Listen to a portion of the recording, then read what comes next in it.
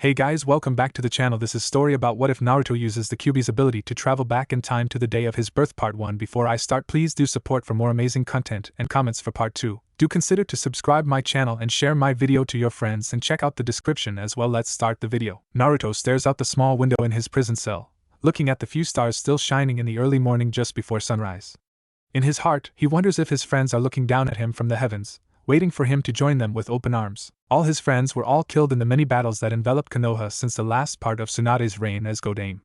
The Hokage, along with her assistant Shizen, were the first to fall in the war against Oto, and all they have to show for their death was the fact they managed to take Yakushi Kabuto with them. Jiraiya was the next to go, falling in battle against the Akatsuki Setsu while trying to gather information on the organization.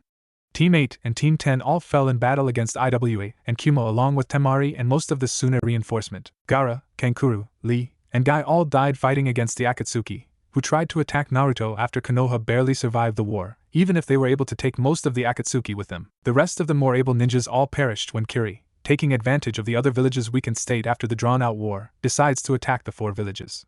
The village survived, barely, but the only people close to him and managed to remain alive were Kakashi and Sakura. That is, until they died at the hands of Sasuke, who had decided to seek a new goal after killing the weakened Itachi after the Akatsuki attacked Konoha. Under his command, Oto had already taken over Kumo, Kiri, and Iwa. Leaving the conquest of Suna to his underlings, he personally led the campaign against Konoha. Enraged at the death of his 2 surviving friends, Naruto killed Sasuke and his entire army with the power of the Kyuubi. Years of constant warfare took a heavy toll on every shinobi nation, devastating the countryside and flattening villages. The daimyos eventually decided to banish any surviving shinobi, and imprison the only surviving Kage, Uzumaki Naruto, the Rokudaime Hokage. Naruto had already spent 6 months in this small cell with nothing beside a few made-up charges. However, the daimyos decided that they will use Naruto as an example to warn any surviving shinobi by charging him with treason and sentencing him to death. During the hearings, Naruto never uttered a word to defend himself or admit to the offense, having long known that it wouldn't make a difference. Instead, he spends most of his time staring at the sky or communicating with the Kyuubi. The execution will take place at noon today and the guards outside are running about, preparing to carry out the order of their superiors. "Kit," Kyuubi says from the seal. "What do you want now, Kyuubi?" "It's almost time." "I know that. I assume you know what you do." "Yes. You only told me 238 times. I'm only being repetitive because the timing has to be perfect, or it won't work. If it doesn't work, then you get to have your fun terrorizing the world. I don't see any problem. I'm not doing this for my own good, you ungrateful Kit." "Don't worry, Kyuubi, I'll be fine. There is something about the technique that I haven't mentioned to you." "Well, then go ahead. It's not time for that yet. You'll find out in due time. Besides, we have visitors, Kit." "What do you guys want?" Naruto asks without turning around to face the guards. "Be grateful that we're even bringing you your last meal, punk. I'm sure that adding a few counts of murder doesn't change much," Kyuubi interjects from the seal. "Cut it out, Kyuubi." "Why? If it doesn't make a difference to the fools handing down the sentence, and it makes us feel better, why can't we do it?" "You're forgetting something in between, these fools' families. I'll be damned if I give them any reason to hate me when I die." "Che, you're no fun. Like they don't feel that way about you already. If they don't hate you, you won't be sitting here. I thought you had enough fun when you wreaked havoc on the Oto army a few months ago." "I did, but more fun never hurts." "If you ain't going to eat, then I'm going to take the plates with me," the guard yells after getting no response. "Go ahead, I won't be needing it in a few hours. Beside, it's against my policy to take poison right before being executed." "Why, you punk?" Naruto releases a spike of chakra to push the guard out of his cell and closes the door behind him. Closing his eyes, Naruto goes through all the procedure in his head once again so Kyuubi will stop bothering him about it. Eventually, a larger group of guards enters the cell to escort him to the execution ground. As Naruto stands up, all the guards back up a couple of steps as the Rokudaime easily towers over them by at least 6 inches. Scaring them even more are the blood-red eyes that stares back at them when Naruto turns around, the last reminder of what Naruto contains in his body. Gulping, the leader of the guards put the cuffs on Naruto's wrists and leads him out of the cell. On their way, not a single person came to see the last Hokage off on his final journey, being forbidden by the daimyos to so much as to weep for him. "Your time has finally come," the official witnessing the execution says. The entire execution ground is empty beside Naruto, the official, the executioner, and a few guards. Kyuubi scoffs at the amount of defense at the ground. If Naruto has any desire to flee, he can do it easily with this pathetic amount of people watching him. If not for the fact that Naruto needs to die for the plan to work, he is certain that Naruto would have been miles away by now. "Any last words, you monster?" "On second thought, I don't even want to hear it. Executioner, do your job." Nodding his head, the executioner approaches Naruto. No one notices that a small bit of red chakra is coming out of Naruto's hand or that he is going through a long series of hand seal. Raising his blade, The executioner swings his arms down just as Naruto completes the sequence. A large burst of chakra erupts the moment the blade goes through Naruto's neck and the executioner is killed immediately. The official and the guards barely have enough time to register what is happening before they are also engulfed by the chakra. If anyone looks toward the sky, they would be able to see a large column of red chakra shooting up to before slowly dissipating. When Naruto opens his eyes again, he finds himself being held by someone as they travel at a high speed. Trying to struggle out of the person's arms, Naruto finds that he doesn't have nearly enough strength to get away. When the pair finally stops, Naruto sees the Kyuubi standing in front of him and the person holding him standing on top of Gamabunta. Finally realizing where he is, Naruto tries to reach out and grab the person's arm before he can complete the last seal but is powerless to do so, and he finds himself in the presence of the Shinigami. Instead of doing what the person intends for it to do, the Shinigami reaches past the person and Naruto directly at the Kyuubi. What's going on, Namikaze? Normally I should take your soul away for bringing me to this realm. You should be glad that your child and his companion have given me a sacrifice to save your life, the Shinigami says. Now Kyuubi, be gone. Go back to your resting place. The time for your awakening will come, but for now, recuperate and be prepared to fulfill your purpose. Very well, Shinigami-sama. What is happening? Yandame asks again. You will find your answer in due time as well, the Shinigami says before disappearing with the Kyuubi. As soon as the Kyuubi disappears, a silver-haired ninja appears next to Yandame. He casts a confused glance at how the baby is staring at him in a disturbing way, but ignores it and turns toward the Hokage. Sensei, is the Kyuubi gone? I thought that your technique would not that I'm unhappy with you being alive. I understand, Kakashi. Even though I'm not entirely sure myself, the Kyuubi is indeed gone. I will deliver the news to Sandaime-sama and the rest of the village. Go ahead, the Yandame says before turning toward the child in his arm. Naruto, you are a very special child, aren't you? If he doesn't know any better, Yandame Hokage can almost swear that he can see a hint of pride in his son's eyes and a smirk on his face. Sighing, Namikaze Minato heads back toward the village with what is left of the ninja squads that were sent out to contain the Kyuubi. As soon as he steps into his office, he is bombarded with questions from everyone present, which includes his predecessor, the council elders and the various clan heads. Is the sealing unsuccessful? Sandaime asks. No. I never managed to get to the sealing procedure. The Shinigami simply says something about my child offering sacrifices and orders the Kyuubi to leave. But how?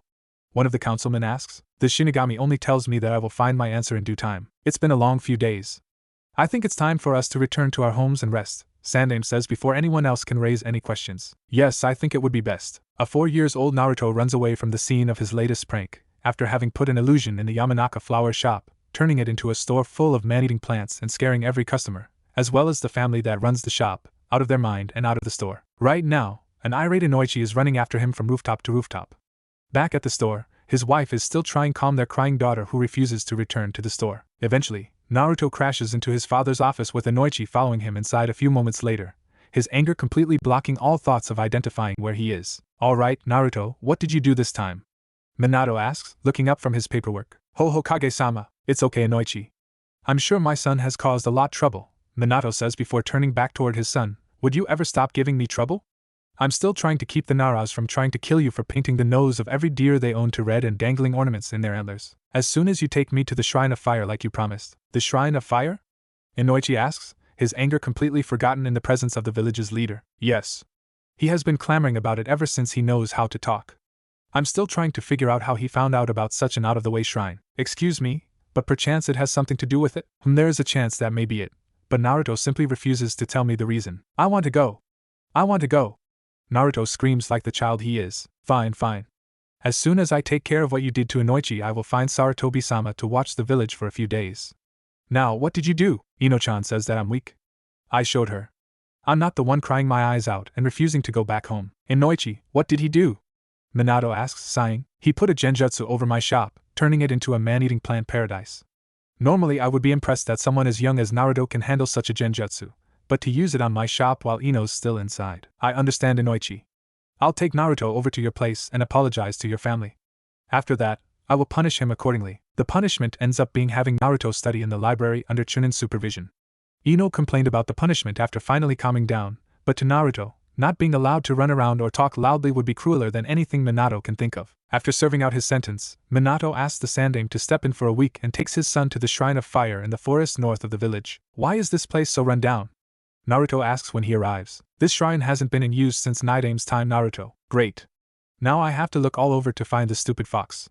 Why didn't he tell me this is what the place looks like? I didn't know this place turned out this way, their stupid brat. A voice booms. It was still perfectly fine when I left. Who said that? Minato says, looking every which way. All right. Where are you, you stupid fox? If you clear a path amongst the rubble to the middle of the shrine, you'll see a stairway down. Naruto, who are you talking to? Dad, come on. You heard him. Let's go. But, Minato's sweat drops as he looks at his son crossing his arms, pouting, and tapping his foot impatiently. Sighing, Minato gestures for his son to step back before creating several Kage Bunshin to move away the rubble. He could have used his Rasengan to clear the land, but he has a sneaking suspicion that he'll want to preserve the shrine as much as possible. When everything is out of the way, Naruto pulls his father toward the stairwell that is hidden where the altar should have been. Once underground, the pair follows the straightforward path until it reaches a door. Before his father can even stop him, Naruto opens the door. So you finally decide to show up. Being trapped here was worse than being trapped in your stomach, and you know how much I hate being trapped in your stomach. The booming voice comes out from a vase in the middle of the room. How did you end up trapped in a vase? No thanks to the stupid Shinigami. He said I have to stay hidden here in case someone frees me before my time comes. If I had known this would happen, I would have kept attacking the village for the heck of it. The darn raccoon was trapped in something roomier than this. Fine. Shut up already, you stupid fox. How do I get you out? Only you can remove the seal on the mouth of the vase. Take it off and I'll be out. Wait a minute. Why should my son release the demon that attacked the village just a couple of years ago? Because if you want your son to get stronger, you'll need me. What is all this nonsense now? Dad, it's a long story. I'll tell you all about it after I let the stupid fox out so he'll stop his complaining. Ignoring his father's complaints, Naruto removes the seal on the vase, and a large cloud of smoke soon engulfs the room. When the smoke clears, a miniature Kyuubi is stretching where the vase had been. Finally. I'm out again. Why do you look so small, stupid brat? I can't have this place caving in while the three of us are still in here now, can I? Naruto? Oh right, the explanation. Sit tight, Dad, I can't have you fainting on me. I'll try, Minato says, looking between his son and the small nine-tailed fox. It takes about half an hour for Naruto to give a brief summary of what happened in his previous life, and how he ended up here and saving his father's life. It takes quite a bit of effort, but Minato manages to stay conscious from all the information. Seeing that his father needs some time to digest all the information, Naruto turns toward the miniature fox to his side as it takes out a small scroll hidden in one of the loose walls. What are you doing? This is the summoning scroll for the fox. Sign it while I bring someone out to keep an eye on you until you're ready to train with me. What do you mean keep an eye on me? Naruto asks as he signs the contract. We can't exactly have a nine-tailed fox walking around the village while I'm waiting for you to grow physically. I'm sending one of my guards to protect you and prepare you until you're ready for my training. Oh, Kyuubi-sama, did you call for me? A fox asks, coming through a portal created by the Kyuubi. Yes.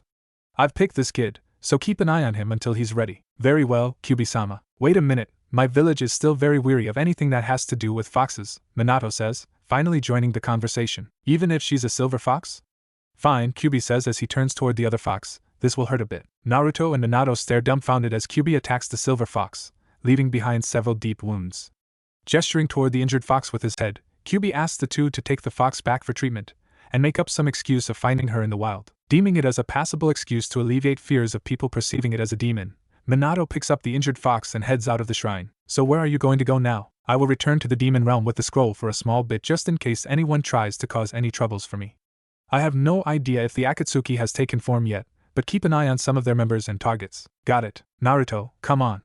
This silver fox may be a demon, but those are some pretty nasty wounds, Minato screams from the entrance. Okay, I'm coming. I will see you in a few years, Kit, Kyuubi says before disappearing in a swirl of red chakra. The village gets into a small uproar when the people see their leader bringing back an injured fox. They only stop their tirades when Minato explains that he found the fox as it was being attacked by a boar and that no demon would allow itself to be wounded this badly without fighting back. It took about a week, but the Inuzukas managed to nurse the fox back to its feet and Naruto takes it home that very day. When they get home that day, Naruto finds his father looking over a scroll with an annoyed look on his face. What's wrong, Dad? It's just some diplomatic message I got from a foreign village. It's nothing you have to worry about. Hey, come on. I was a Hokage too. Tell me what it says. It's a message from Kumo. It says that the Raikage wants to send over an ambassador to negotiate and sign a peace treaty. Now that you mention it, I remember something that Niji told me during my first Chunin exam. Niji? As in Hyuga Niji? Yeah, that's him. He told me that the Kumo ambassador was there to kidnap Hinata-chan. What?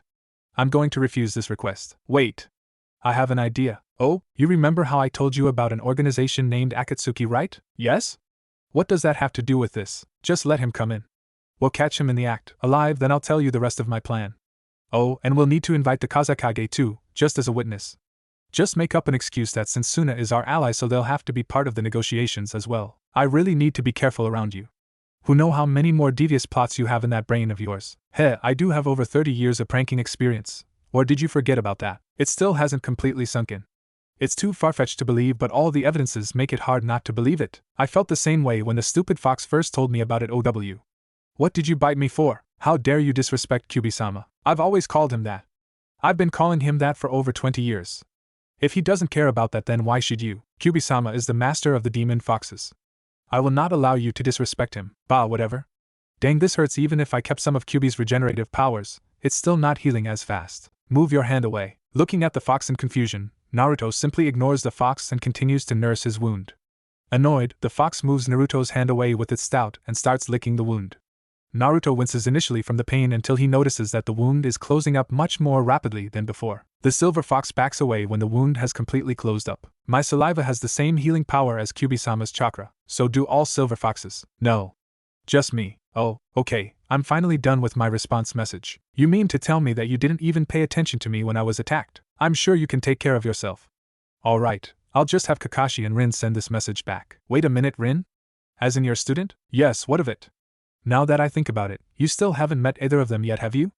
At least in this lifetime, Minato says. That time right after the Shinigami sent Kyuubi away didn't count. That doesn't matter right now. I don't think you should send her. Why not? Kakashi and her have been working together ever since Obito died. Kakashi-sensei never told me how either of his teammates died, but he was very aggressive when he was fighting against the Kumonins when they attacked. Even more so than the Iwa Nins. But Obito died in Iwa, he absolutely hate their guts. That's why I think that Rin-chan might have died in Kumo. But then why would the old man let the Kumonin enter Konoha if they killed Rin on this mission? Maybe Rin-chan found out something and confronted the head ninja after he got to Konoha? That could be the case. I suppose I can send someone else, but who should I send? He doesn't work well with anyone else. How about Guy-sensei? I'm sure his power of youth will make Kakashi-sensei come to his senses. Did Kakashi torment you in your previous life? Why do you want to punish him like that? Spending that much time with Mato Guy will drive anyone crazy. Tenten-chan came out just fine if you ignore the weapon fetish, though Niji and Lee were a bit off when I first met them. I don't think I want to ask who this Lee is. Alright, I'll send Guy with Kakashi this time. I'll have Rin work on training you so they don't suspect anything. After all, Rin is the best at teaching the basics, and from what you told me that's your worst area. It's not my fault that I haven't had a decent sensei that would teach me the basic from the academy through the time I became Hokage. Yes, but you don't have to worry about that this time around. Alright, time for bed, young man. I'll have Rin teach you starting tomorrow. What? But it's not even that late. No matter how old you are mentally, you're still a kid physically. Off to bed you go. But I could have helped you with the paperwork. Maybe you should have taken that into consideration before spending the day showing off your new friend to everyone. But the girls just won't stop petting her even if I told them I have to get home. Then that's not my problem. Off to bed. The next day, 5 young ninjas are summoned to the Hokage's office. When they arrive, they are surprised to find the Hokage's young son also sitting in the room. Hokage-sama, why have you called us here so urgently? Is there a youthful task that wish for us to accomplish? Yes. In fact, I have 2 missions that I need taken care of. Hokage-sensei, what is it? Why do you insist on calling me that, Rin? Anyway, Kakashi, Guy, you 2 are to deliver this message scroll to Kumogakure and escort their ambassador to Konoha. Asuma, Kurenai, you 2 are to deliver this scroll to Sunagakure and return with their response. Rin, your job is to start training Naruto in the basics of being a ninja. But Hokage-sensei, nice to meet you, Rin-chan. One look at Naruto's eyes and Minato knows that he has won the battle. Sighing, Kakashi places his hand on Rin's shoulder, nodding before leaving with Guy, who has already taken the scroll and is halfway down the staircase screaming about the powers of youth. Shaking their heads, Asuma and Kurenai pick up the other scroll before leaving the last 3 occupants in the room. Hokage-sensei, what about our other guest that I'm taking care of? Oh, I'm sure you can introduce her to Naruto. Hi, Hokage-sensei. Really now, Rin, stop calling me that. But Namikaze-sensei sounds too informal and Hokage-sama sounds too formal. Rin whines. Besides, I like calling you Hokage-sensei. Fine, just get on with your mission. I still have a lot of work to do. Oh, make sure you bring Naruto home by 6. I have to take him over to the Hyuga compound. Hayashi invited me over for dinner at the compound tonight. Okay. Come on, Naruto-kun. Coming. Come on, Ginko-chan. Rin is slightly unnerved by the sight of such a large fox accompanying Naruto. She doesn't feel the same way about foxes as some of the villagers do, but from what she knows, that has been a wild fox up until a week ago, and it might suddenly attack the boy. However, she figures that if the Hokage allows it to be around Naruto all the time, maybe the Inuzuka worked wonders and tamed it within the week. Shrugging off the thought, Rin makes a quick stop back at her house to pick up her other guests before setting off toward the nearest training ground. On the way, Naruto can't take his eyes off the new addition. Man, I can't believe this. I knew Kakashi-sensei saved Kukiheim, but I never thought that he brought her back to Konoha. I thought Sandae took her with him as soon as Kakashi-sensei got out of Yuki no Kuni. Naruto thinks, she's still as cold to everyone as when I first met her though. Is something the matter? Ginkgo whispers so that only Naruto can hear her. Hey, when we get to the training ground, can you help me cheer up Kokiheim?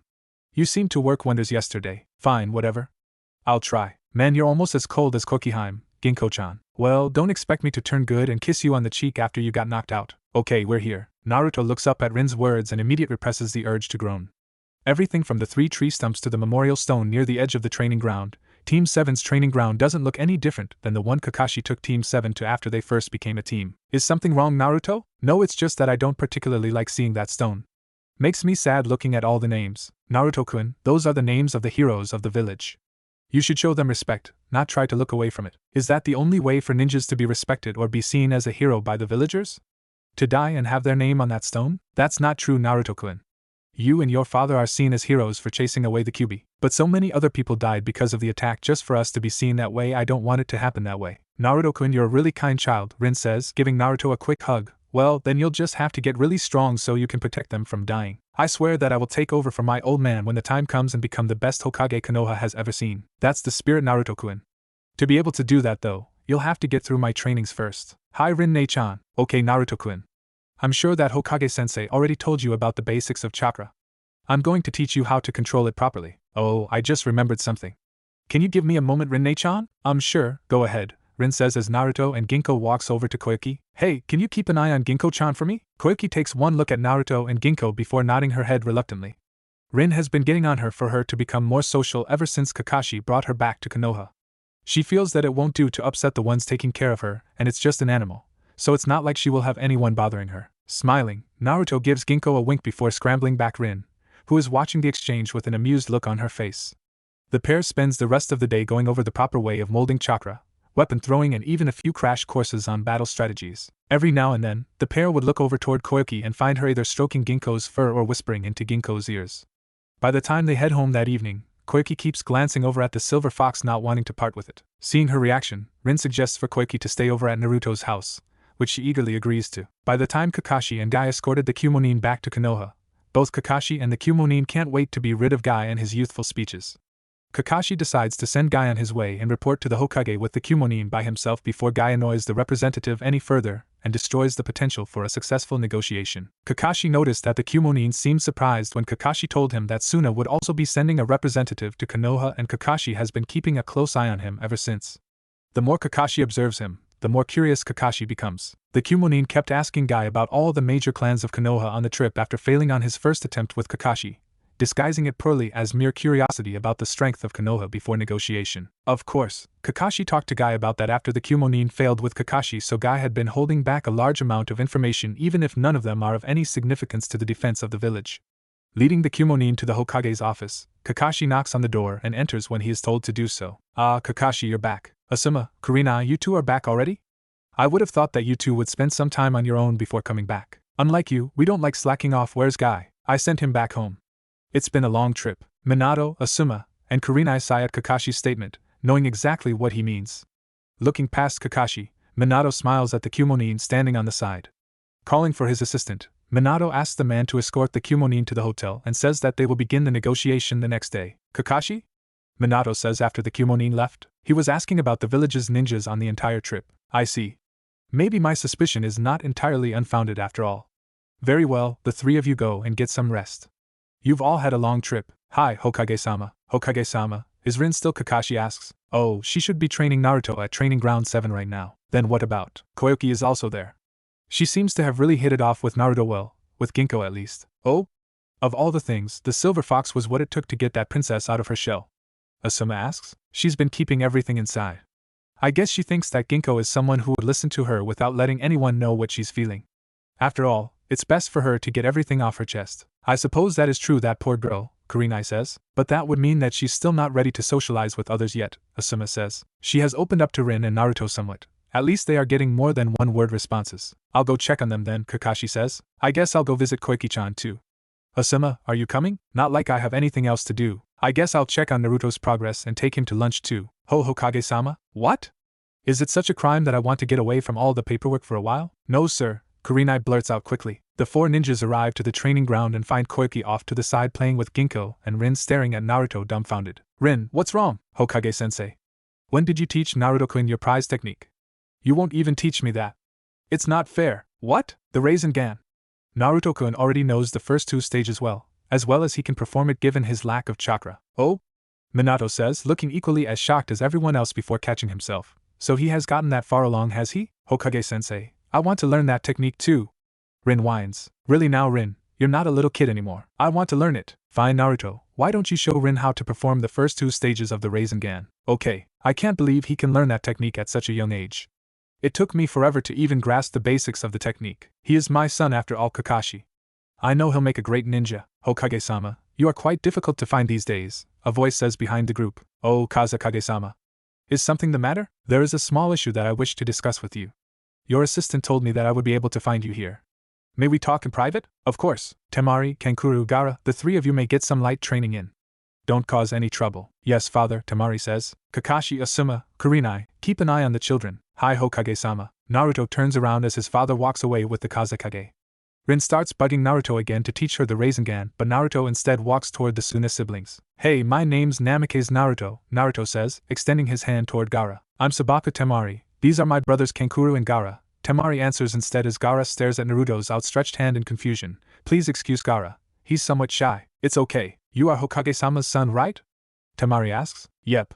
Hey, do the 3 of you want to be my friend? Friend? Gaara whispers. Yeah, I suppose, Temari says, looking nervously at her brother, right, Gaara? Yes, Gaara says before whispering. It's not like it will last long either way. Don't be so negative, Gaara, Naruto says, patting Gaara on the shoulder. Why didn't the sand? Kankuro, be quiet, Temari hisses. I see the 4 of you have really hit it off, the Kazekage says. Hokage-sama. Father, you have returned, Temari says. Yes. Actually, it's good that you have become friends. The 3 of you will be staying at Konoha. Hokage-sama knows someone who would be able to treat Gaara's condition. But what about you, father? I don't think you would be able to stay here for that long. I'm going to be heading back to the village, of course. You're going to leave the 3 of us here by ourselves? I expect the 3 of you to behave while you're here. I will be staying in Konoha until the treaty is agreed to, and I'll come back when it's ready to be signed. After that I will be heading back to Suna. But what about the Ninja Academy? The 3 of you will be studying in the Konoha Ninja Academy until Gaara's condition is fully treated. Very well, father. Temari-chan, cheer up. Now we can all hang out together. Temari shows Naruto a forced smile before turning toward her 2 siblings and lecturing them, though mostly directed toward Kankuro, on the proper behavior as they stay in a foreign village. Naruto shows a quick smile toward his father before Rin pulls him toward the middle of the training ground again and bothers the boy until he shows her how to perform the Rasengan. Well, Rin-chan, it's not like I don't want to teach you, but I can't just teach you the technique for free, you know. Fine, what do you want? A trip to the ramen stand? Actually, if you can talk Kakashi-sensei into teaching me the Raikiri. No way, Kakashi says, bonking Naruto on the head, but Kakashi and I. Let me do the talking, Naruto-kun. Oh, Kakashi-kun, what is it, Rin? If you don't want to see your little books disappear in a Katon Jutsu accident, you'll teach Naruto-kun the Raikiri. Wait a minute now, Rin, that's not really playing fair. I want to learn the Rasengan. I don't care what I have to do to learn it. I can teach you that myself. Right, by showing me once and telling me to figure it out myself? Well, I suppose I can show it to Naruto, slowly. I want to see the hand seals. Fine, but let's find some place more private. The great Hatake Kakashi beaten by a kid, Asuma says, chuckling. I assure you that Naruto-kun is very persuasive. I have an empty wallet to prove it, Rin says. Speaking of which, Hokage-sensei, I want to be paid back for all the trips to the ramen stands Naruto-kun took when we trained. Fine. Just send me the bill and I'll submit it to the mission room. I swear this kid is going to empty Konoha's coffers through his stomach.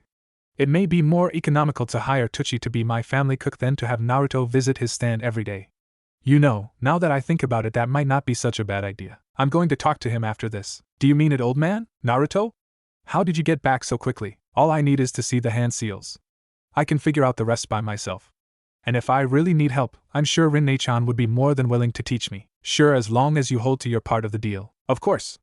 I never break my promises. The negotiations progressed quickly, and the Kyuubi returned to his village to report the final agreement. The Kyuubi promised that his village will send an actual ambassador to officially sign the agreement once Kyuubi cleared the treaty. A month later, Konoha receives a message that Kyuubi is sending a second delegation to officially sign the treaty, and Konoha sends a copy of that message to Suna to invite the Kazekage, who had returned to his village after the Kyuubi left Konoha. Alright, Naruto, do you really think Kyuubi will try to kidnap Hinata? Minato asks while working on the mountains of paperwork in his office. Yep. Right on the day of Hinata-chan's birthday. So how should we deal with this? I was kinda hoping you could give me one of your 3-prong kunais and help Ginko-chan and I get inside the Hyuga compound for Hinata-chan's birthday, Naruto says, patting Ginko on the head. Ginko-chan and I can get the Kyuubi, then you can use your Hiraishin to pick him up. Naruto, cut it out, I'm not your pet. You let the girls do it. Yes, but they don't try to break my neck with every strike. Fine, back on topic. It might be difficult to get you in there. The Hyugas are rather reserved about those kinds of things. I don't care. You help me get in there. I want to stay there for the night. That's when the Kyumonin will strike. Fine. I'll have a word with Hayashi. I already told the guards at the compound to tell Hayashi-ji-san that you are looking for him.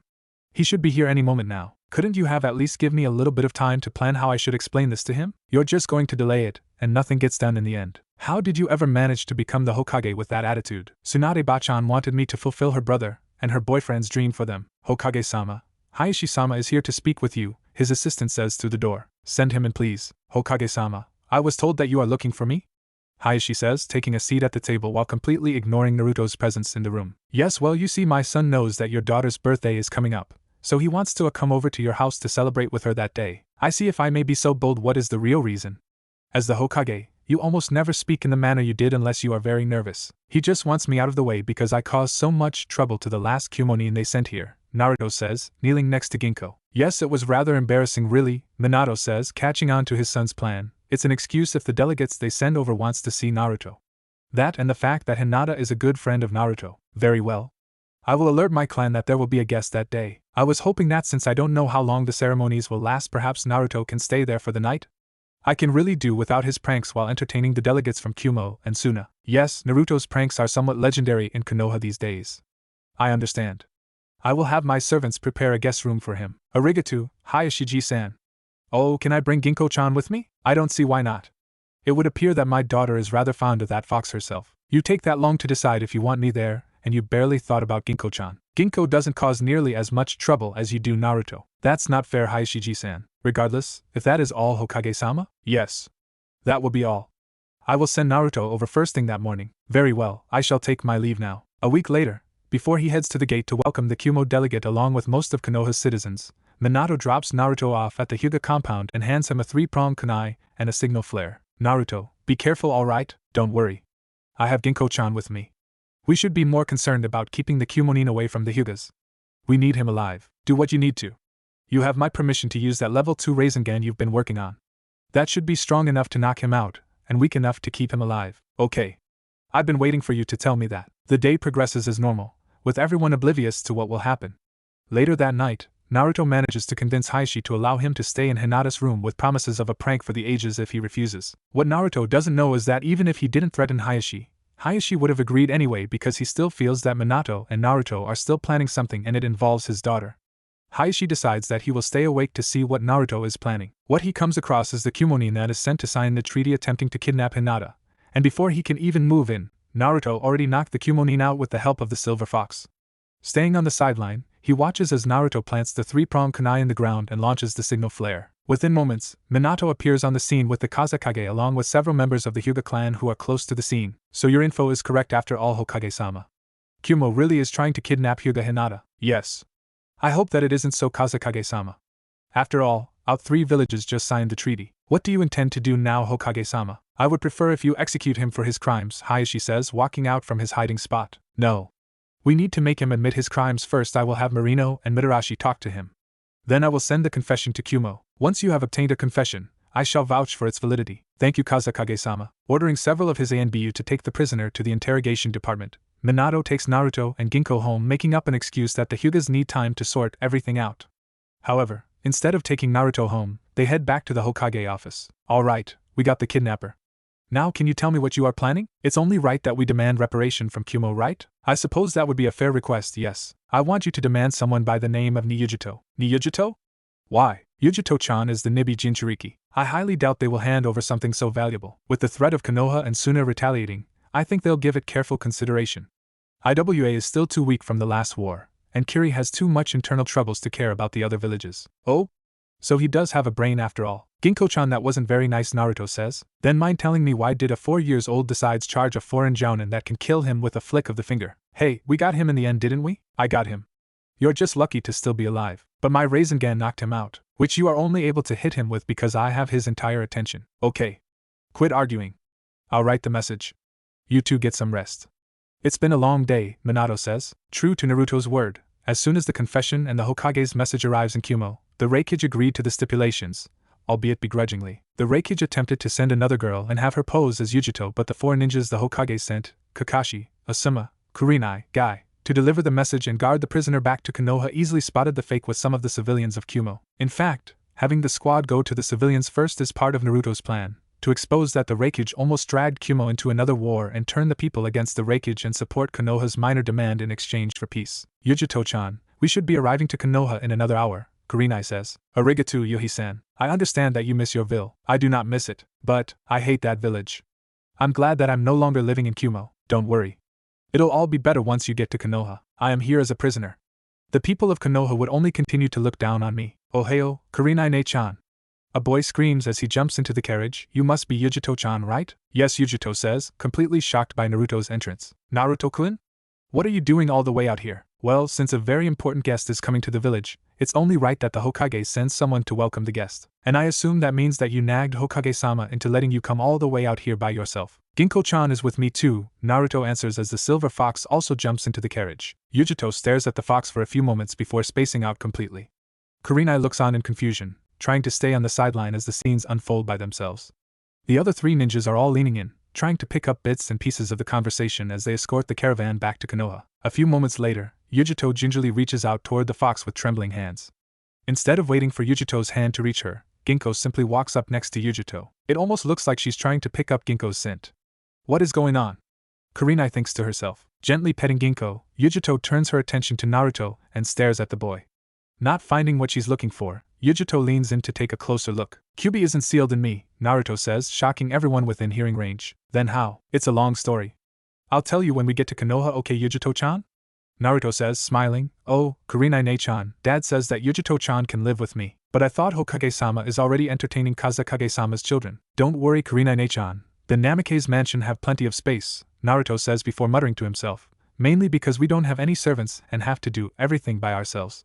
Training for shinobi life my ass, he's just a cheapskate. You're just upset that Hokage-sama still haven't hired Tsuchi-san to be the family cook Naruto. He said he would ask Tsuchijiji.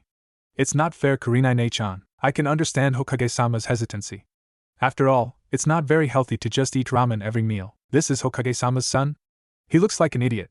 But this fox Yujito thinks to herself as she watches the others. He said Kyuubi isn't sealed in him. Could it be that Nico made a mistake? What does this all mean? Naruto, stop moving around. We're almost there, Kakashi says from the outside. Okay, Naruto says before turning his attention on Yujito. What's wrong Yujito-chan? You're being awfully quiet. It's nothing. I just don't want to talk, that's all. When the team arrives at the Hokage Tower to report, Naruto pulls Yujito out of the room saying that he wants to introduce her to Gaara. Running through the street, Yujito notices that the villagers are all staring oddly at them. However, they are not staring at her with any kind of malice. Instead, they are smiling at them in such a way that makes it difficult for her to stand next to Naruto without blushing. The pair eventually stops in front of a mansion with 3 children playing in the yard outside. Hey, I'm home. I brought along a new friend. Hey Naruto. So that's where you've been the whole morning, huh? That's right, Temari-chan. My dad told me to receive our guest from Kyuubi, Naruto says. Oh, that's right. Guys, this is Yujito-chan. Yujito-chan, these 3 are Temari, Kankuro, and Gaara. They are Kazekage-sama's children. I see, Yujito says. Regardless, can you answer my question now? Yujito-chan, Gaara, please come with me. When Kankuro wants to go along with them, he's chased back by a wall of sand. Chuckling nervously, Naruto leads the pair to his room. On his way, Naruto hears Temari screaming something about burning dolls and turns toward Gaara for answers only to receive a look that says don't ask. Alright, take a seat while I check something out. After making sure that no one is spying on them, Naruto turns back toward the group and nods toward Ginko, who is lying next to Yujito. I guess we can begin, Ginko says as Gaara and Yujito stare at the fox in shock. I am sent by Kyuubi-sama to protect Naruto until he is strong enough to train with Kyuubi-sama. But why would a Bijou be willing to train a human? I thought demons and humans want to have nothing to do with each other, Yujito asks. That is technically true, but who says that Naruto is human? What? All 3 children screams at the same time. Why is that so surprising to all of you? Ginko asks, looking at the 3 children. Since when did I become a demon? Technically, you're only a Hanyu. As for when, you'll have to ask Kyuubi-sama yourself. Then how are you so sure that I'm a demon? Kyuubi-sama told me he chose you, did he not? That means that he has chosen you to be his successor. In order for you to succeed him, you have to be a demon. When he says that you're not ready, it means that you are not a complete demon. There are signs, it's just that you never pay any attention to them. For example, since Kyuubi-sama isn't sealed in you, how can you have this much chakra and the rapid healing ability? Naruto-san, why do you seem so surprised? Yujito asks. I've never heard anything about this either. Then perhaps we should leave while you sort out this problem, Gaara says. No.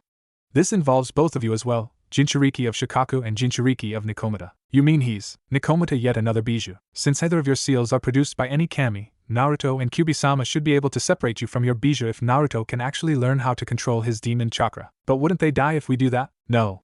If you forcibly remove them, probably, but this ritual is fairly safe for Jinchurikis and bijous as long as, like I said, that the seal isn't produced by any kami. Of course, there are side effects, but still. What do you mean side effects? Yujuto asks, glaring at Ginkgo. You will become Henya's just like Naruto. As for whether you will become their successors or not, that depends on Ichibi-sama and Nibi-sama. I don't care about that. It's not like I don't get treated like a demon already. Don't worry, Yujuto-chan. You'll be fine here. No one will treat you that way, so what are we supposed to do to prepare? Gaara asks. Just what you would do as ninja training. All you need is a healthy enough body to survive the extraction. Standard ninja trainings should be good enough. Good, I intend to become the strongest ninja in the entire world when I grow up anyway, Yujuto says. My father has already prepared me to become a ninja, Gaara say, though I might have a better chance to succeed here than in Suna. I can tell my dad to put the three of us on the same team when we grow up. We'll be the strongest team in history. Even stronger than the Sannin. That would require for all of you to become ninjas first, Ginkgo says, putting her head on Yujuto's lap. I'm not worried about Yujuto or Gaara.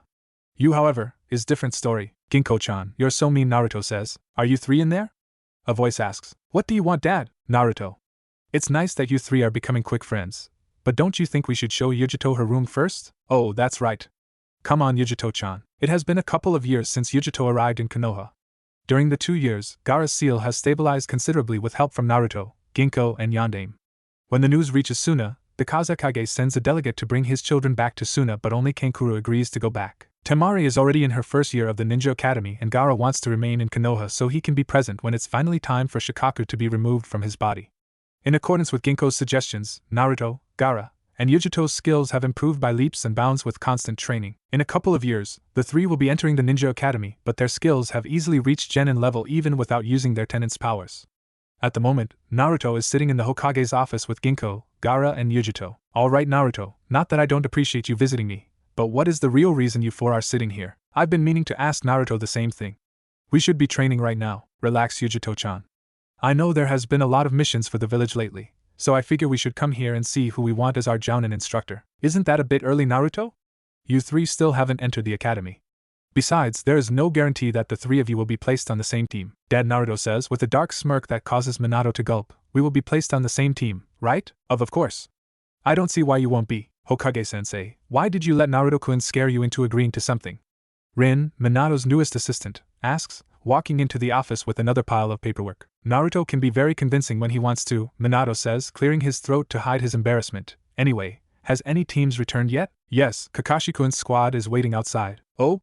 Send them in. Nodding her head, Rin walks back outside and soon, Kakashi, Asuma, Kurenai, and Guy enter the office. Seeing the smile on Guy's face and the exasperated looks on the other three's faces, Naruto can't help but laugh, which causes Guy into another speech about youth and Kakashi, Asuma, and Kurenai to turn and glare at the blonde boy. That is very nice, Guy. However, I'm more interested in hearing about the mission. Hi. Hokage-sama, Asuma says, cutting in, we managed to track down an assistant to the former daimyo of Yuki no Kuni. However, when we lead him to Koikiheim upon our return, Koikiheim has refused to leave with the assistant. They are currently waiting outside the office. Oh? Please send them in. Greetings, Hokage-sama, the 11-years-old Koiki says as she walks in with a middle-aged man. My apologies for troubling you at this time, Hokage-sama. Excuse me, your name is? Oh, allow me to introduce myself. My name is Sandayu. Sandeya-sen? I have heard of the predicament from my ninjas. How do you propose to resolve the problem? It is up to the princess to decide her future. It would seem that she has her mind set on remaining in Konoha, and it would be my duty to honor her wishes. However, I would like to ask Hokage-sama to arrange a dwelling more appropriate than the simple apartment that the princess is residing in. But I thought Kakashi and Rin lives in a house. Koikiheim asked Rin if she could move out last year due to certain noises. So we found her an apartment near our house, Kakashi answers. I see. It would be highly unnerving for me to see the princess living by herself, and since she refused to allow me to live with her, I am hoping that Hokage-sama can find another place for Koikiheim. It's up to her to decide, but I suppose I can allow her to move into the Hokage mansion. Yujuto and Temari are very good friends with Koikiheim, so it should be appropriate. It would be great if I can live with Temari-chan and Yujuto-chan. I suppose that is to your satisfaction as well? Of course. That is more than satisfactory. Well, then I guess this matter is settled. I would like to remain in Konoha as well, so if it's not too much trouble, would it be possible for me to move into Koikiheim's apartment? Sandeya asks. Of course. It doesn't make much sense for us to leave it empty. Since it's going to be rented out again anyway, I don't see why you can't live there. Thank you, Hokage-sama. With the matter settled, Minato orders everyone in the room, including the 3 children, to go to Koiki's apartment and help her move into the Hokage mansion. Just as everyone is filing out of the office, Minato notices Naruto pulling Guy to the side. Naruto-kun, is there something you want to tell me? Well, yes. Have you thought about adopting someone? I do not know if I would have the time, but adopting is the youthful thing to do, Naruto says, knowing exactly which buttons to push to get the response he wants. Of course. I shall adopt every orphan in the village. Why don't we just start with one first? Why, Naruto-kun, do you have someone in mind? Yes. You see, Gaara, Yujito-chan, and I were playing yesterday, and we spotted an orphanage. There is someone inside that tries so hard to become a ninja that I think your youthfulness will certainly help him on his quest, Naruto says, trying to keep up with Guy's enthusiasm. Naruto-kun, you must tell me where this orphanage is and what is that child's name. I don't know the exact name of the orphanage, but it's the one near the tower, and the boy's name is Rock Lee. Thank you, Naruto-kun. I shall go and adopt him now lest his enthusiasm of becoming a ninja dampens, and he loses his youthfulness. Go ahead, I'll tell the others you'll join us later with good reasons, Naruto says as Guy runs off. Well, that takes care of that. The way you're changing everything, you won't know what will happen in the future now, Minato says, walking up next to his son. That's the point. If what happened in my last lifetime happens again, it'll be too late to reverse the damage, Naruto says. Besides, I failed them last time. I'm not going to let that happen again. Anything I should know that will happen soon? You know someone by the name of Uchiha Itachi? Of course. He's the genius of the Uchiha clan. Does he have a good friend by the name of Uchiha Shursui? Yes. What are you trying to get at? Itachi will try to massacre the entire Uchiha clan with the power of the Manjikyu Sharingan. The death of Uchiha Shursui will be the sign. I think you should try to protect Shursui instead of letting Itachi kill him. The Manjikyu Sharingan will be very difficult to deal with. I'll keep that in mind. You have something to do. Go ahead. Oh, and when this is done, I want to take a trip out of town. Any particular reason? You'll see. I'll send Asuma and Kurenai to go with you. Okay. Well, I should get going.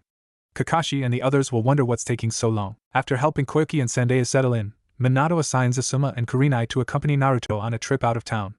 Naruto was hoping to leave without anyone else noticing.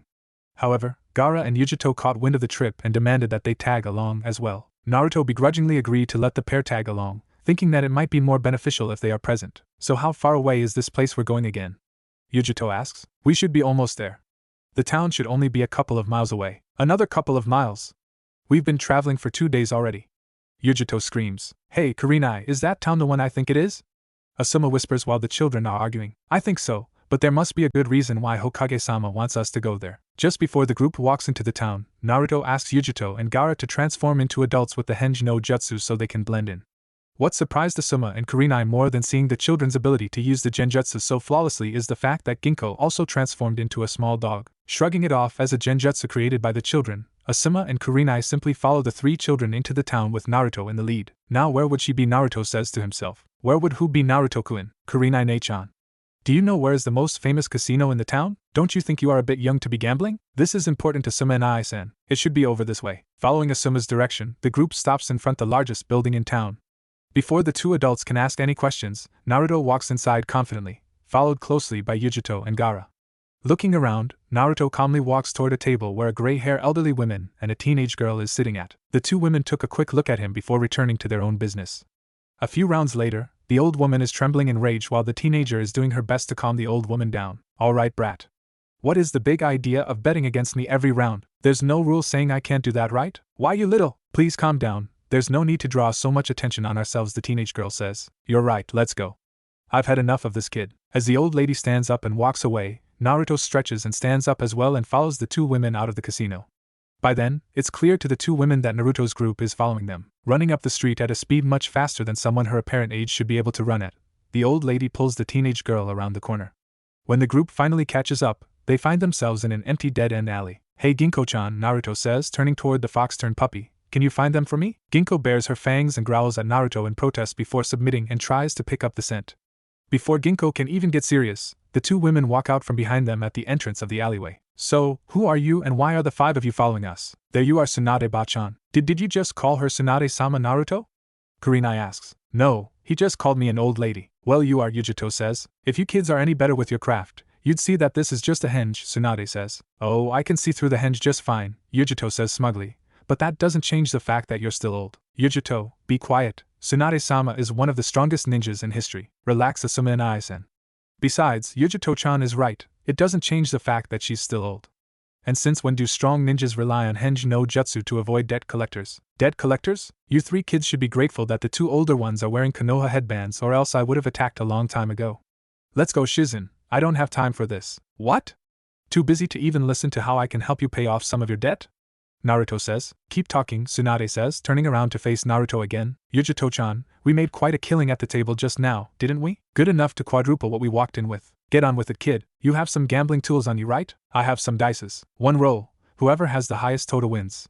If you win, you take the money. What if you win? You come back to Konoha with us. And I want to do that. Why? Well, if that's the case. I made enough to pay 2 chunins for the B-ranked protection mission. It's a nice vacation. Let's go home now. Wait.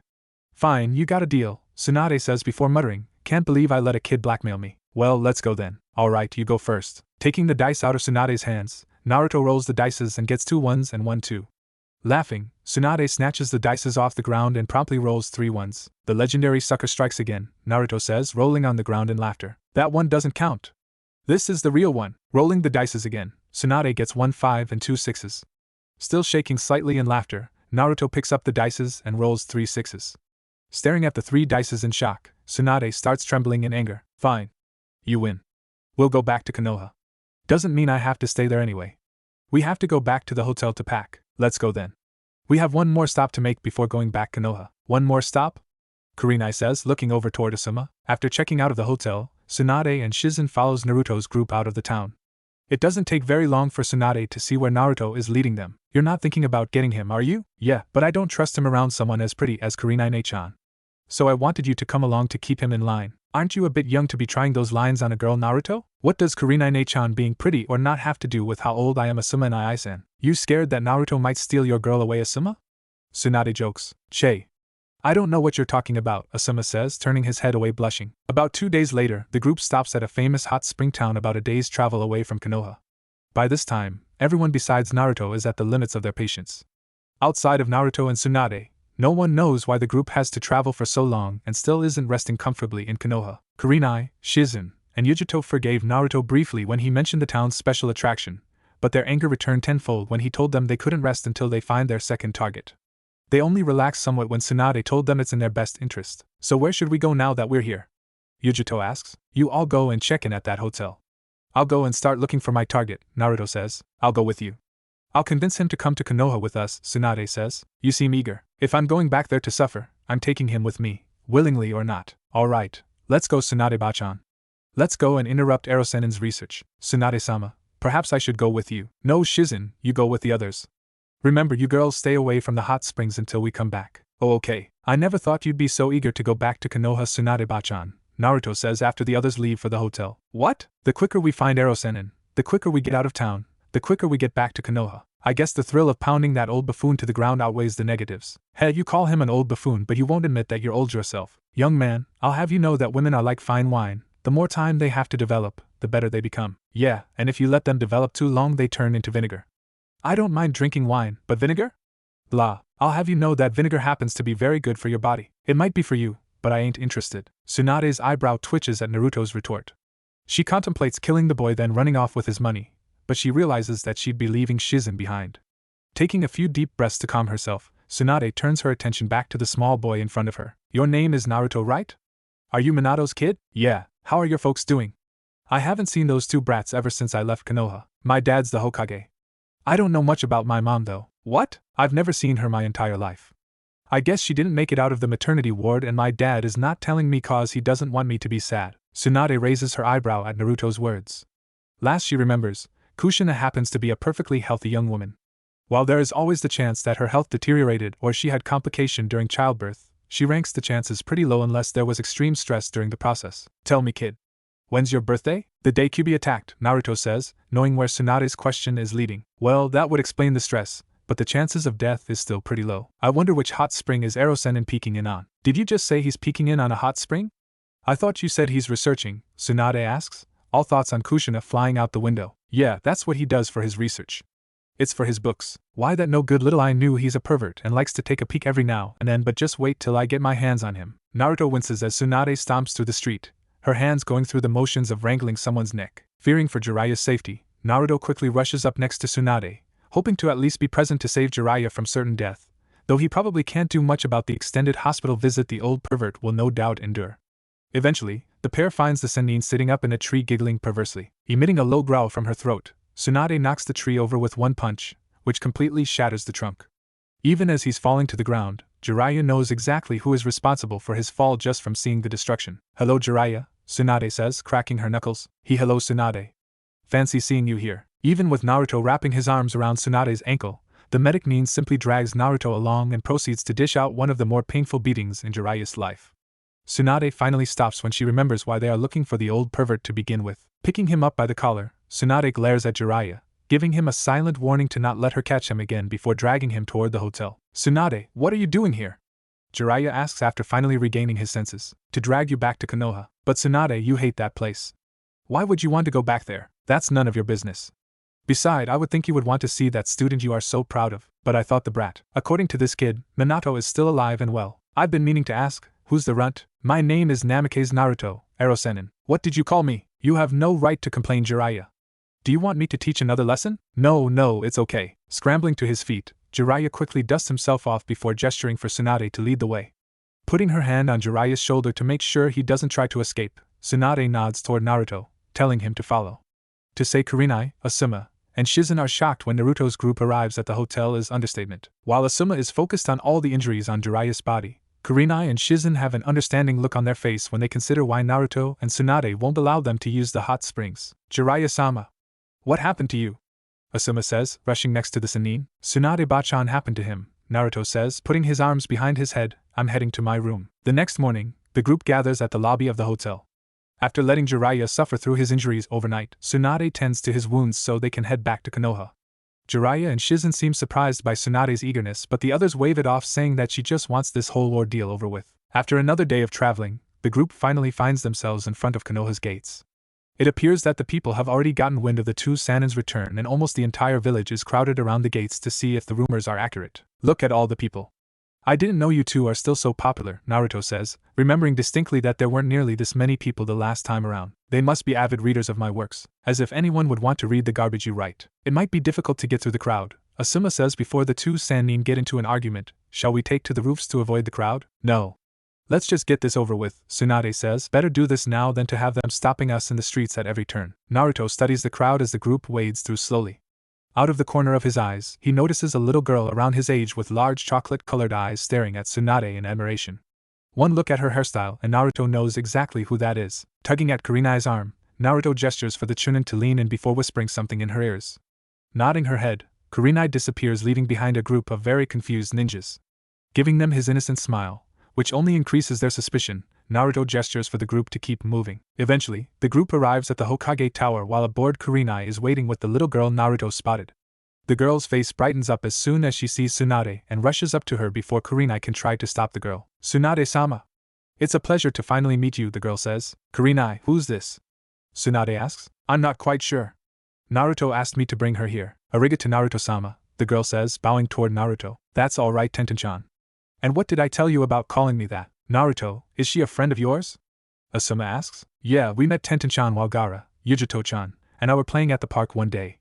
She told me one day when we were talking about becoming ninjas that her idol is Tsunade-bachan OW. Don't call Tsunade-sama that." Tenten screams as she hits Naruto again. "There's the Tenten we know," Yujito says. The adults can help but smile as they watch the kids interact with each other. A few minutes later, Kurenai reminds the group that they still have to meet with the Hokage. Naruto makes Tenten go with the group to meet his father despite her claim that she wouldn't be allowed near the Hokage. Tenten is surprised when the entire group is allowed to enter the Hokage's office with a simply wave from Naruto to the assistant. "Oh, Naruto, I see that you've returned," Minato says as he notices the people around his son, Jiraiya-sensei? "Tsunade-bachan? Shizen? Minato, you little brat. You and your son are exactly the same." "Sorry, Tsunade-bachan," Minato says, shielding himself just in case. "It's a pleasant surprise to see the three of you." "You should thank this little brat for bringing us back," Tsunade says, ruffling Naruto's hair. "Hey, cut it out," Naruto says, swatting away Tsunade's hands. "Why don't you all wait outside?" Tsunade says. "Jiraiya, Minato, and I have some things to discuss." Looking toward the three adults in confusion, the group slowly files out of the room.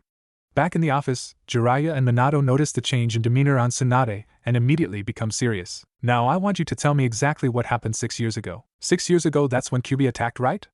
Minato says. "Yes. I want to know what happened. Minato looks hesitant for a moment, something that's not lost on Jiraiya and Tsunade, before telling the two Sannin what happened, leaving out details of the events a couple of years afterward. That's great, Minato, but what really happened? Tsunade asks again. I'm more interested in what happened to Kushina. Minato looks brightened up for a moment before becoming downcast again. Kushina, of course, she was your favorite. She's still in the hospital. Naruto told me that he thinks she's dead. She's in a coma. Been that way since she gave birth to Naruto, Minato says, still avoiding the other's eyes. The doctor says that they don't know if she'll ever wake up, but every bit of emotional support helps. I've been visiting her every day. Don't you think it would be better for Naruto to see her? I'm not even sure if she'll live. I don't want to get Naruto's hopes up just to lose her. The doctors already said if not for the fact I've been visiting so often, she probably would have died already, Minato says. Besides, she knows what I intended to do to Naruto. I'm not sure if she agrees with my decision. I don't know if she can accept it for Naruto to talk to her. It might worsen her condition. Minato, don't be unreasonable. Naruto is her son. No matter if Naruto has the demon sealed in him or not, she'll still love him. You're right. Well, now that you got that out of the way, I'll start asking my questions, Jiraiya says. So, did you ever figure out why things happened as it did when you tried the sealing? I think it's best if you ask Naruto. It's not my story to tell. What is that supposed to mean? Jiraiya asks. Naruto wants to keep that a secret. I tend to agree with him. What does that little kid have to hide?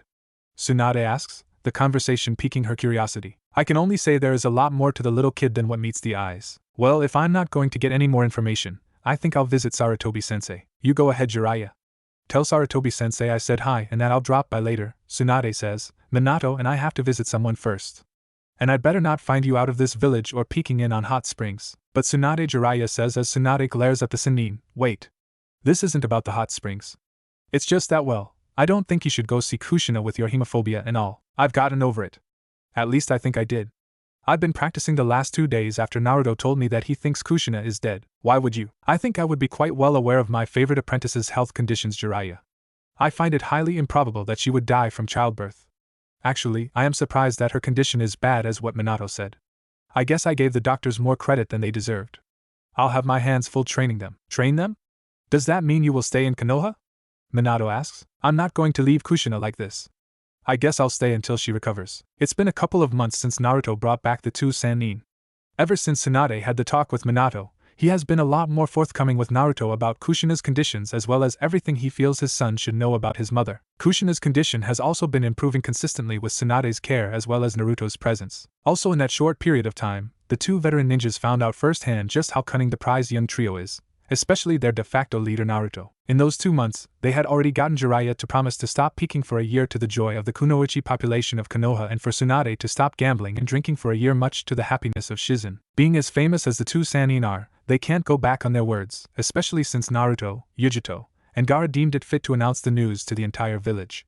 During that time, Naruto also managed to make Tsunade take on a new apprentice in Rin, who was best friends with Shizen before Shizen left the village with Tsunade. Unbeknownst to Tsunade, Naruto has more plans for her, but he knows he needs the help of his mother since he found out how close Tsunade is to Kushina from his father. At the moment, the trio is training in one of the training grounds being observed by Jiraiya while Koiki is playing with Ginkgo on the side, same thing that has been happening for the last couple of weeks ever since Jiraiya was banned from the bathhouses. To say that Jiraiya is shocked by the kids' ability is an understatement, as each of them is at least high gen in rank before attending the academy. He already knows about Gaara and Yujito's condition, but he has yet to figure out how Naruto can match them in chakra, which only serves to build the mystery around the young boy as Naruto hasn't exactly been forthcoming with the story Minato talked about to either him or Tsunade. Alright, why don't the three of you take a break? Already?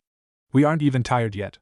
We just started warming up, Yujito says. I would have thought you already know our training regiment after watching us for 2 weeks. To be fair, he was sleeping for most of those 2 weeks, Naruto-kun. Either that or we were training in a sandstorm I created. Well, we never know where we will be sent on a mission, so it's best to get used to all kinds of environment. That's thinking a bit too far ahead, aren't you, Naruto?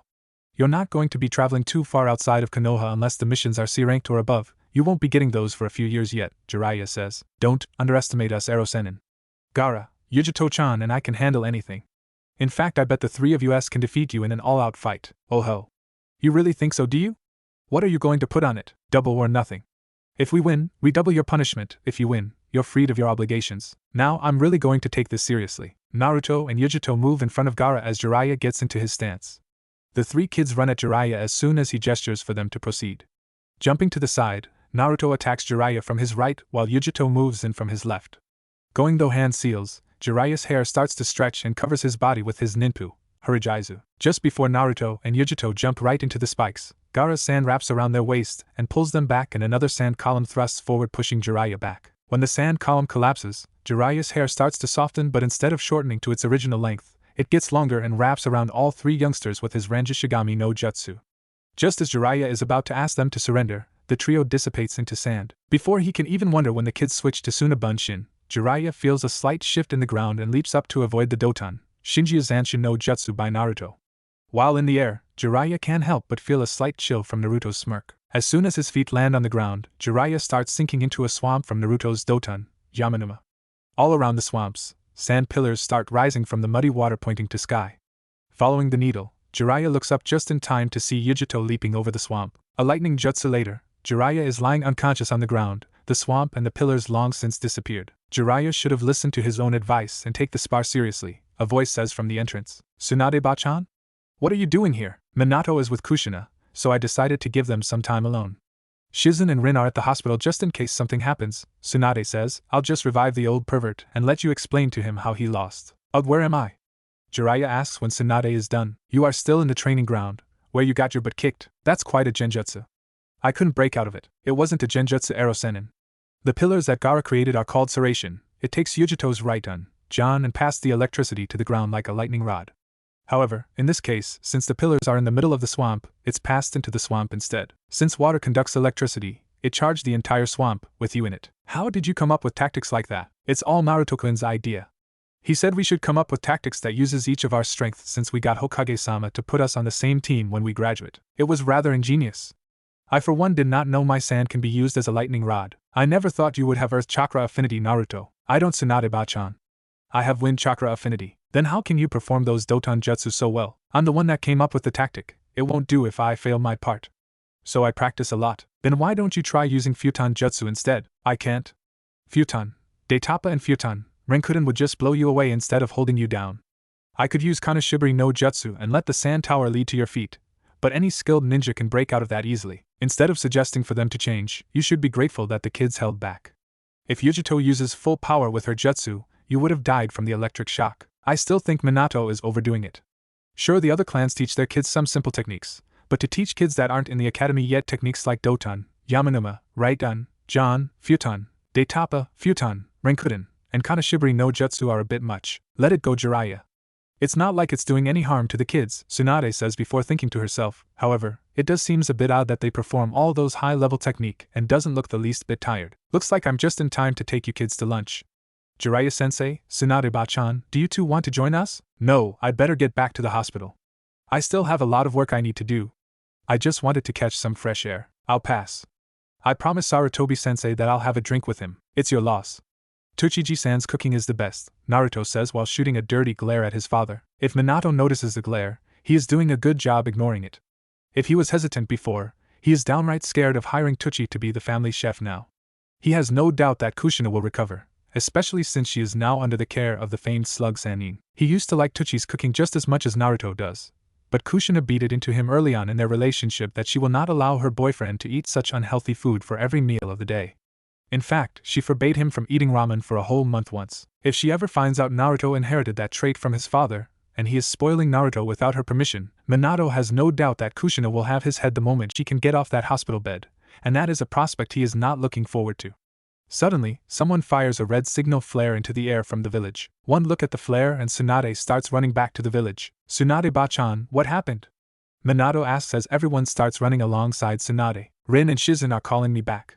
Something major is happening. What exactly is happening? I don't know.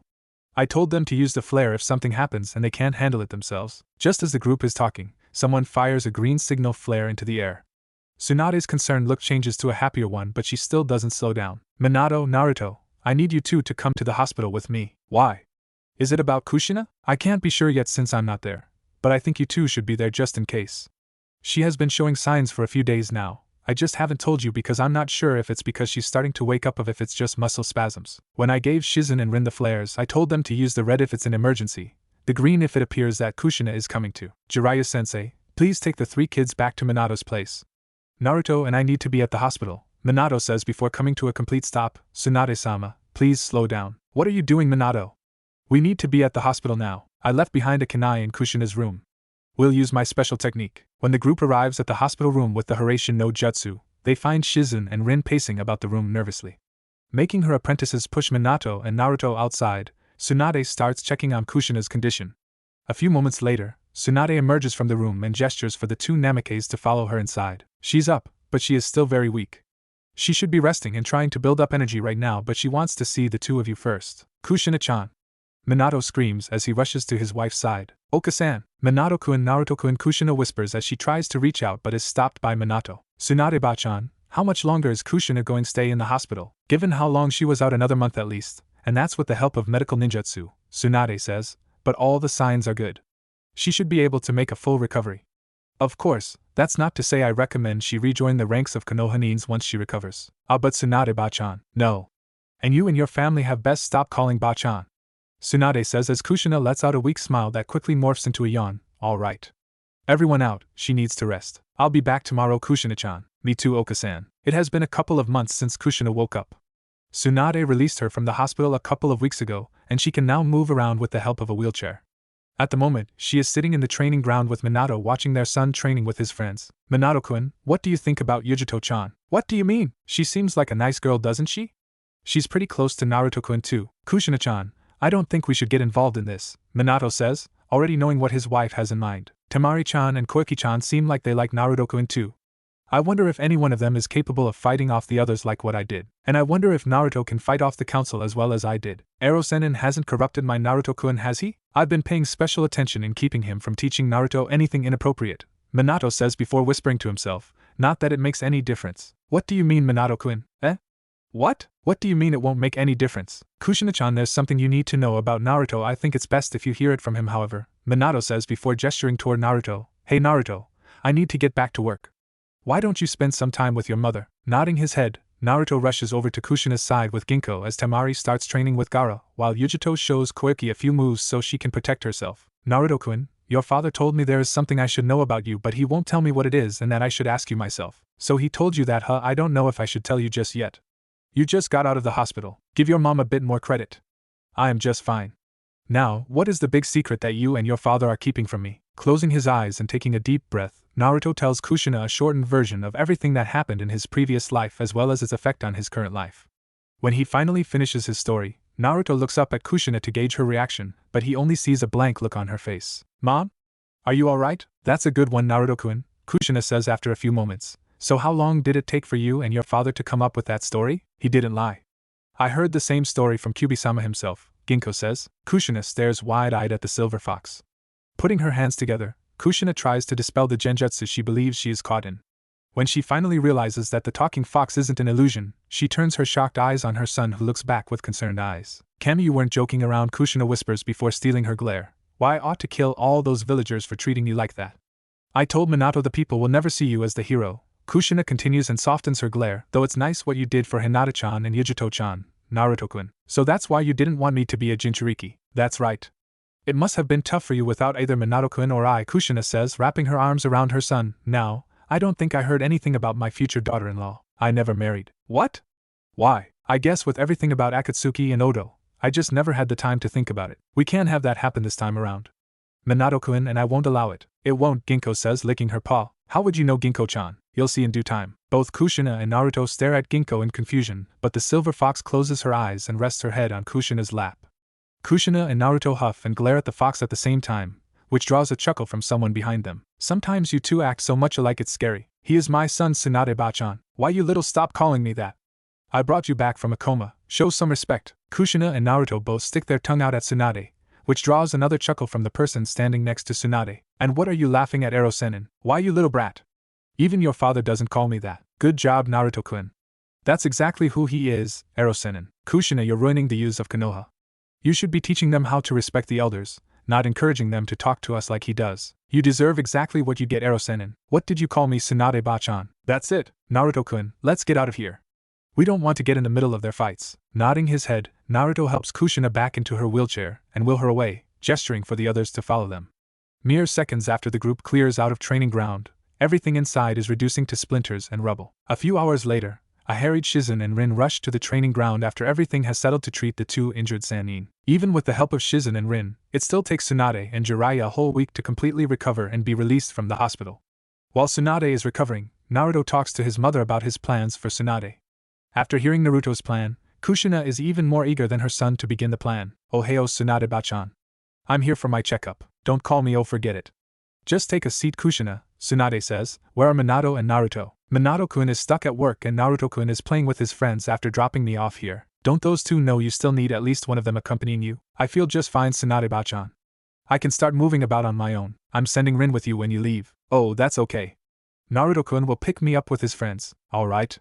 He seems mature enough to know what he should do if anything goes wrong. If Tsunade is paying attention to Kushina, she would see that Kushina has a brief dark grin when Kushina tells her Naruto would come to the hospital. As such, she is blissfully unaware of what Kushina and Naruto has in store for her. However, Shizen, who is Tsunade's assistant for the day, notices the grin and begins fidgeting, having heard stories of and seen personally some of Minato and Kushina's famous mischief, most of which Naruto has already surpassed at his young age, much to the pride of his parents. Shizen, there's no need to be so nervous. It's just a routine checkup. Go Gomen Tsunade-sama. Hey Tsunade-bachan, what do you think of Naruto-kun? That annoying little brat? Sometimes he acts twice his age, sometimes he acts half his age. I don't know how to read him at all. Doesn't looking at him and his friends just makes you want to have a child of your own? So I can have a brat like that annoy me all day? No thanks. Besides, I'm much too old to have a child. You, however, shouldn't have any problem once your body fully recovers if that's what you want to ask. That's nice to know, so you don't want to have a child at all. Kushina says, covering her disappointment with a weak chuckle. It's not a matter of wanting one or not. 1. I don't have anyone to have a child with. 2. Like I said, I am too old to have one. You can always adopt one. Taking care of Shizen and Rin are already taking too much out of my time. I don't have spare time to take care of a kid. You can get them to help you out with the kid too. Besides, if you adopt one, you can always find one that is old enough to do a decent job taking care of himself or herself. What is this, Kushina? It's almost like you are trying to talk me into getting a kid, and if I am, I'd say you're crazy. Don't be so negative, Tsunade-bachan. I bet Shizen-chan would love to have a little brother or sister, don't you, Shizen-chan? Kushina says, remembering what Naruto told her about the plan. Shizen says, surprised at being dragged into the argument. Come on, Shizen-chan, I see how you always look at Naruto-kun and his friends when they are playing. They just remind me of how I was when I was younger playing with Kakashi-kun, Asuma-kun, Genma-kun, Rin-chan, and Kurenai-chan, that's all. So you don't want to have a sibling? Well, that's not exactly it either. So you do want one then? Well, Shizen stutters, fidgeting with her fingers, blushing. Alright, if you have any suggestions, Kushina, let's hear it, Tsunade says. I heard that there is this little girl who simply idolizes you. This is all Naruto's idea, isn't it? Tsunade says as she glares at Kushina. If Shizen wants a sibling, then I don't mind taking one in. But I don't want someone who looks at me more like a hero than a mother. Tsunade-bachan, just give Tenten-chan a chance, Kushina says. Are you talking about Naruto-kun's friend? Shizen asks. The one that we met on our first day here in Konoha? Yeah, that's the one she's talking about. She is actually a very nice girl, Tsunade-sama. I'm surprised that she's an orphan, the poor girl. So you approve of her then? Tsunade asks, sighing, knowing she can't win against both women. Yes, but the final decision is yours, of course, Tsunade-sama. Kushina smirks, knowing that the battle is won. It still amazes her how well Naruto understands Tsunade. Of course, she has no reason to doubt the story Naruto told her. But it's amazing how well Naruto can read other people and uses that information to his advantage. When Tsunade finishes Kushina's checkup and walks out of her office together, they find Naruto waiting outside with Tenten sitting next to him, swinging her leg, trying to figure out why the boy brought her along to the hospital. Okasan, is everything okay? Yes, the checkup went just fine. Konnichiwa, Kushina-sama, Tsunade-sama, Tenten says, bowing. Ohio, Tenten-chan. I think Tsunade-sama and Shizen-chan has something to talk to you about, Kushina says, smiling. Naruto-kun and I will just head home now. Smiling toward his mother, Naruto helps Kushina out of the hospital. When the pair gets home, Minato notices the grins on their face and asks them about it. Are you sure that is such a good idea, Naruto? Minato asks after he hears the whole story. Of course. Tsunade-bachan kept telling me how much she misses the days when she was watching Shizen grow up whenever Kurenai-sensei brought her son to the Hokage's office. Also, in the time they spent together, Tsunade-bachan took a real liking toward Tenten-chan. Even so, I'm still slightly concerned. I bet Tenten-chan can convince Tsunade-bachan to stay in the village too, Naruto says, interrupting his father, and if Tsunade-bachan is staying, she'll make sure Ero-sen won't be going anywhere either. Well, that settles it. We'll invite them over for dinner to celebrate tomorrow. Minato-kun, you sure changed your mind in a hurry, Kushina says, giggling. I can't help it. It would be really beneficial to have Tsunade-bachan and Jiraiya-sensei here in Konoha, as long as Ero-sen doesn't go peeking in the hot springs. You mean that pervert still hasn't given up that habit?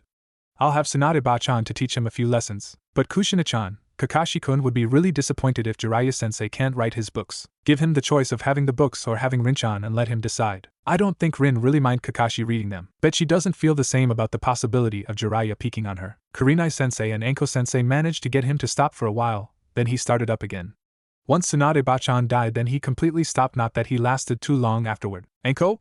You mean Orochimaru's student? Minato asks, trying to distract Naruto. Yeah, nice to know the council eventually forgave her for doing absolutely nothing wrong. Not to mention she actually decided to teach. She never actually took a team. She just show up at Konoha 11's meetings every now and then and teach us a few moves. Konoha 11? Oh yeah, I didn't tell you about that nickname.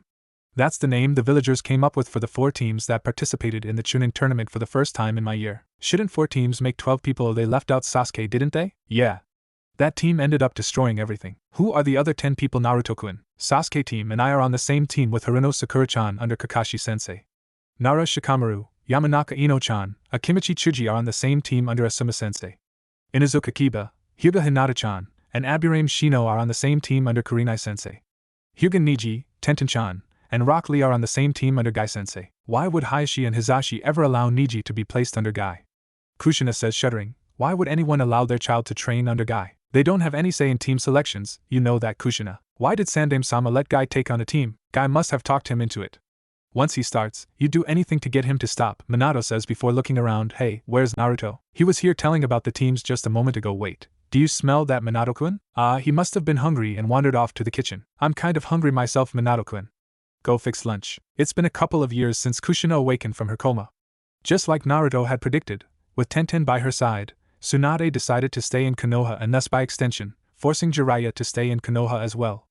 Now at the age of 8, Naruto is clamoring about attending the Ninja Academy the upcoming term. Despite his desire to hold Naruto back another year so Naruto can spend more time with Kushina, Minato agrees to the demands since he has the obligation of entering Gaara into the academy this coming year, and he shudders to think what kind of disaster Naruto will cause if Gaara is the only one allowed to enter. While going through the paperwork in his office and sending messages to Suna updating Gaara's progress, Minato receives an urgent message from Ginkgo telling him to go home. Ignoring protests from his new secretary, Minato rushes home with Ginkgo by his side and finds a man with short, flaming red hair sitting in the living room enjoying a cup of tea and talking with Kushina. Kushina-chan, who's this? Oh, Minato-kun, you're home. This young man says that he's your old acquaintance. You let him in just because he says that? No, of course not, silly. Naruto-kun, and Ginkgo-chan says that you know him as well. Yes, it's been 4 years since we last met Hokage. 4 years wait your Kyuubi no Yuko, the young man says. Suddenly, the young man's chakra begins to spike and 9 tails emerge from his back. Out of instinct, Minato pulls Kushina out of her seat and shields her with his body, his trusted 3-pronged kunai in his hand.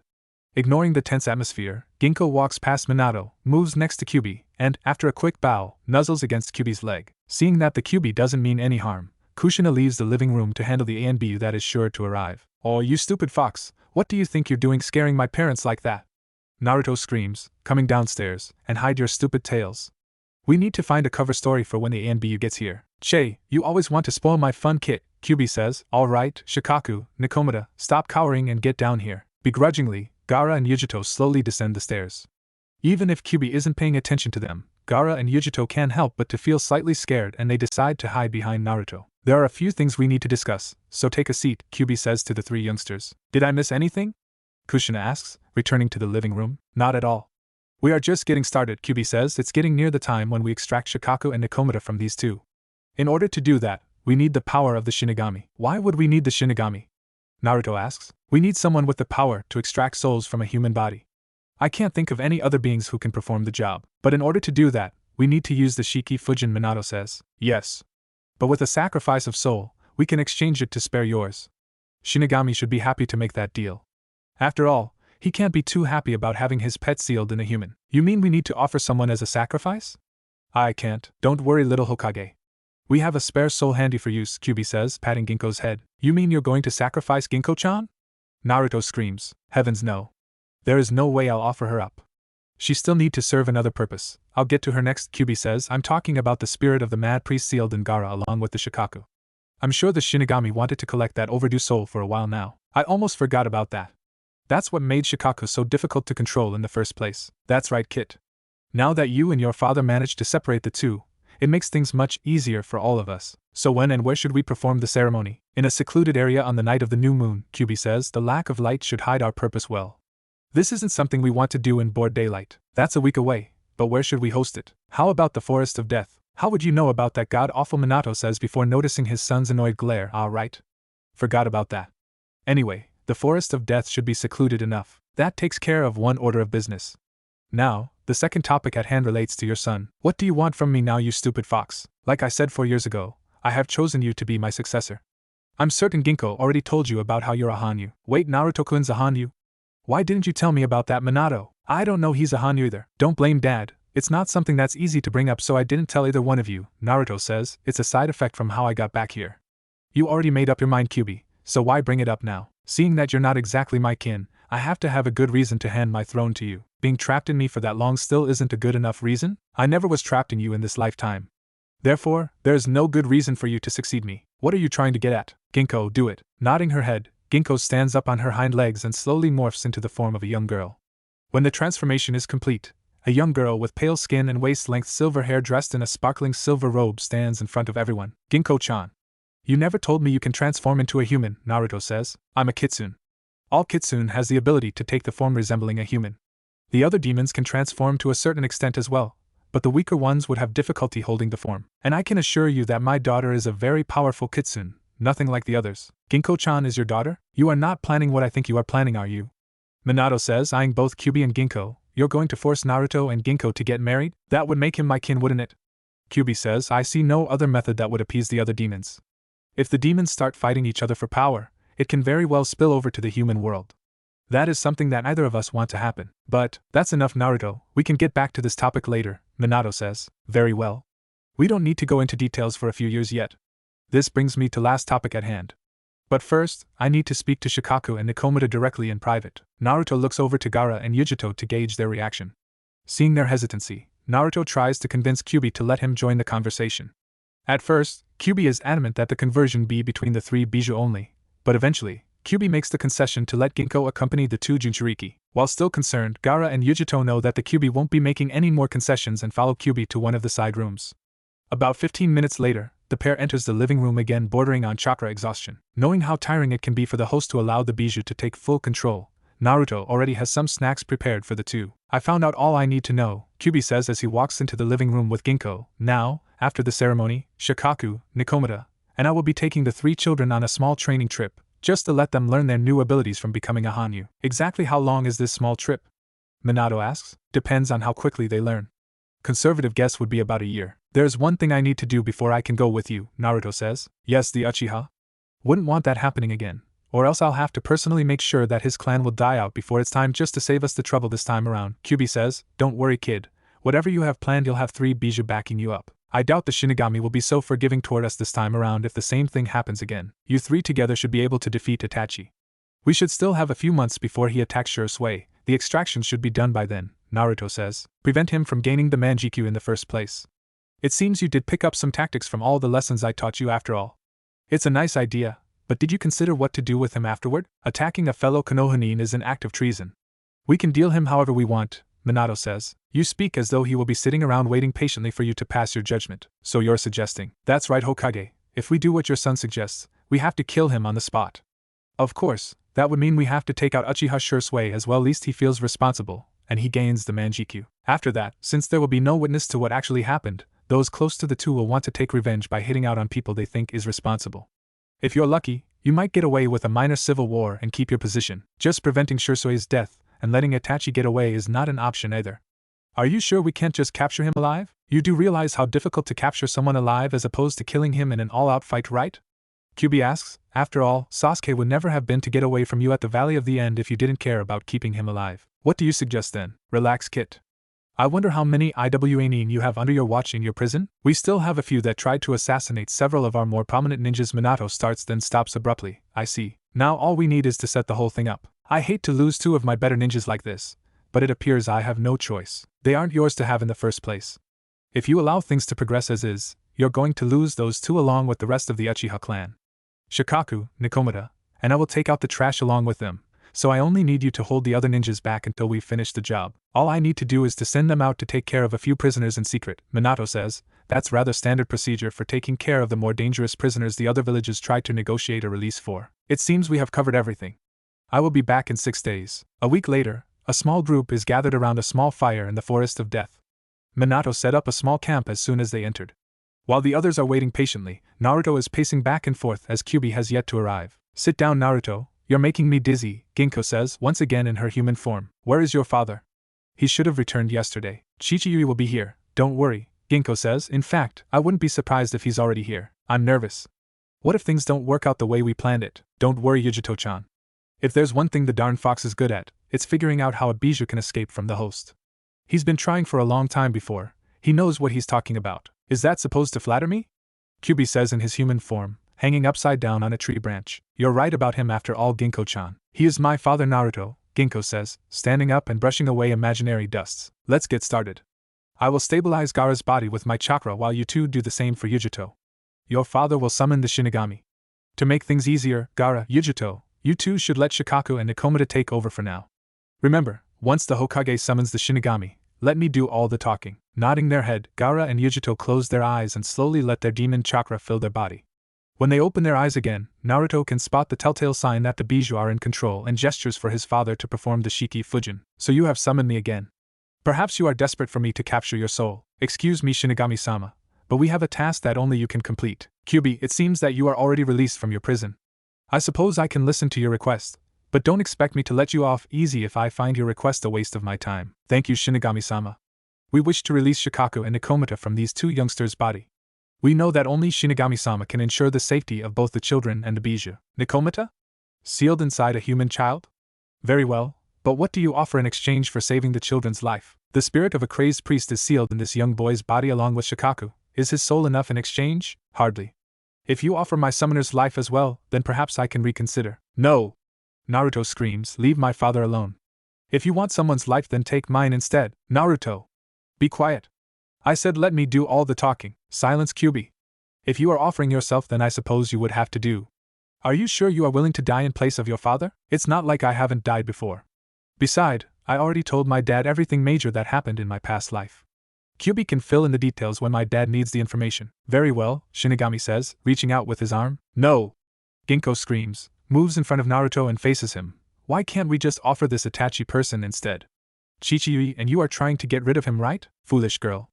A sacrifice must offer his own life willingly, but your target isn't willing. What about them? Listen carefully, little girl.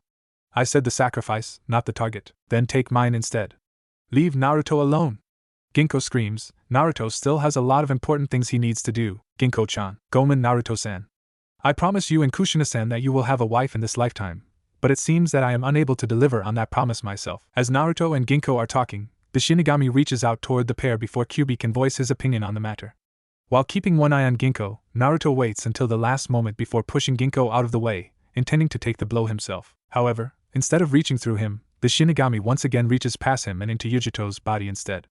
Staring wide-eyed at the god of death, Naruto moves closer to Gaara just in case the Shinigami decides to take the soul after extracting the two bijou. Pulling out Nikomata's soul, the Shinigami plants the soul through a portal in the ground before reaching out toward Gaara and repeating the action with Shikaku. Once he's finished, the Shinigami reaches out toward Gaara again and pulls out the screaming soul of the crazed priest before devouring him. Looking over toward Kyuubi, the Shinigami points toward him, then gestures toward Gaara and Yujito.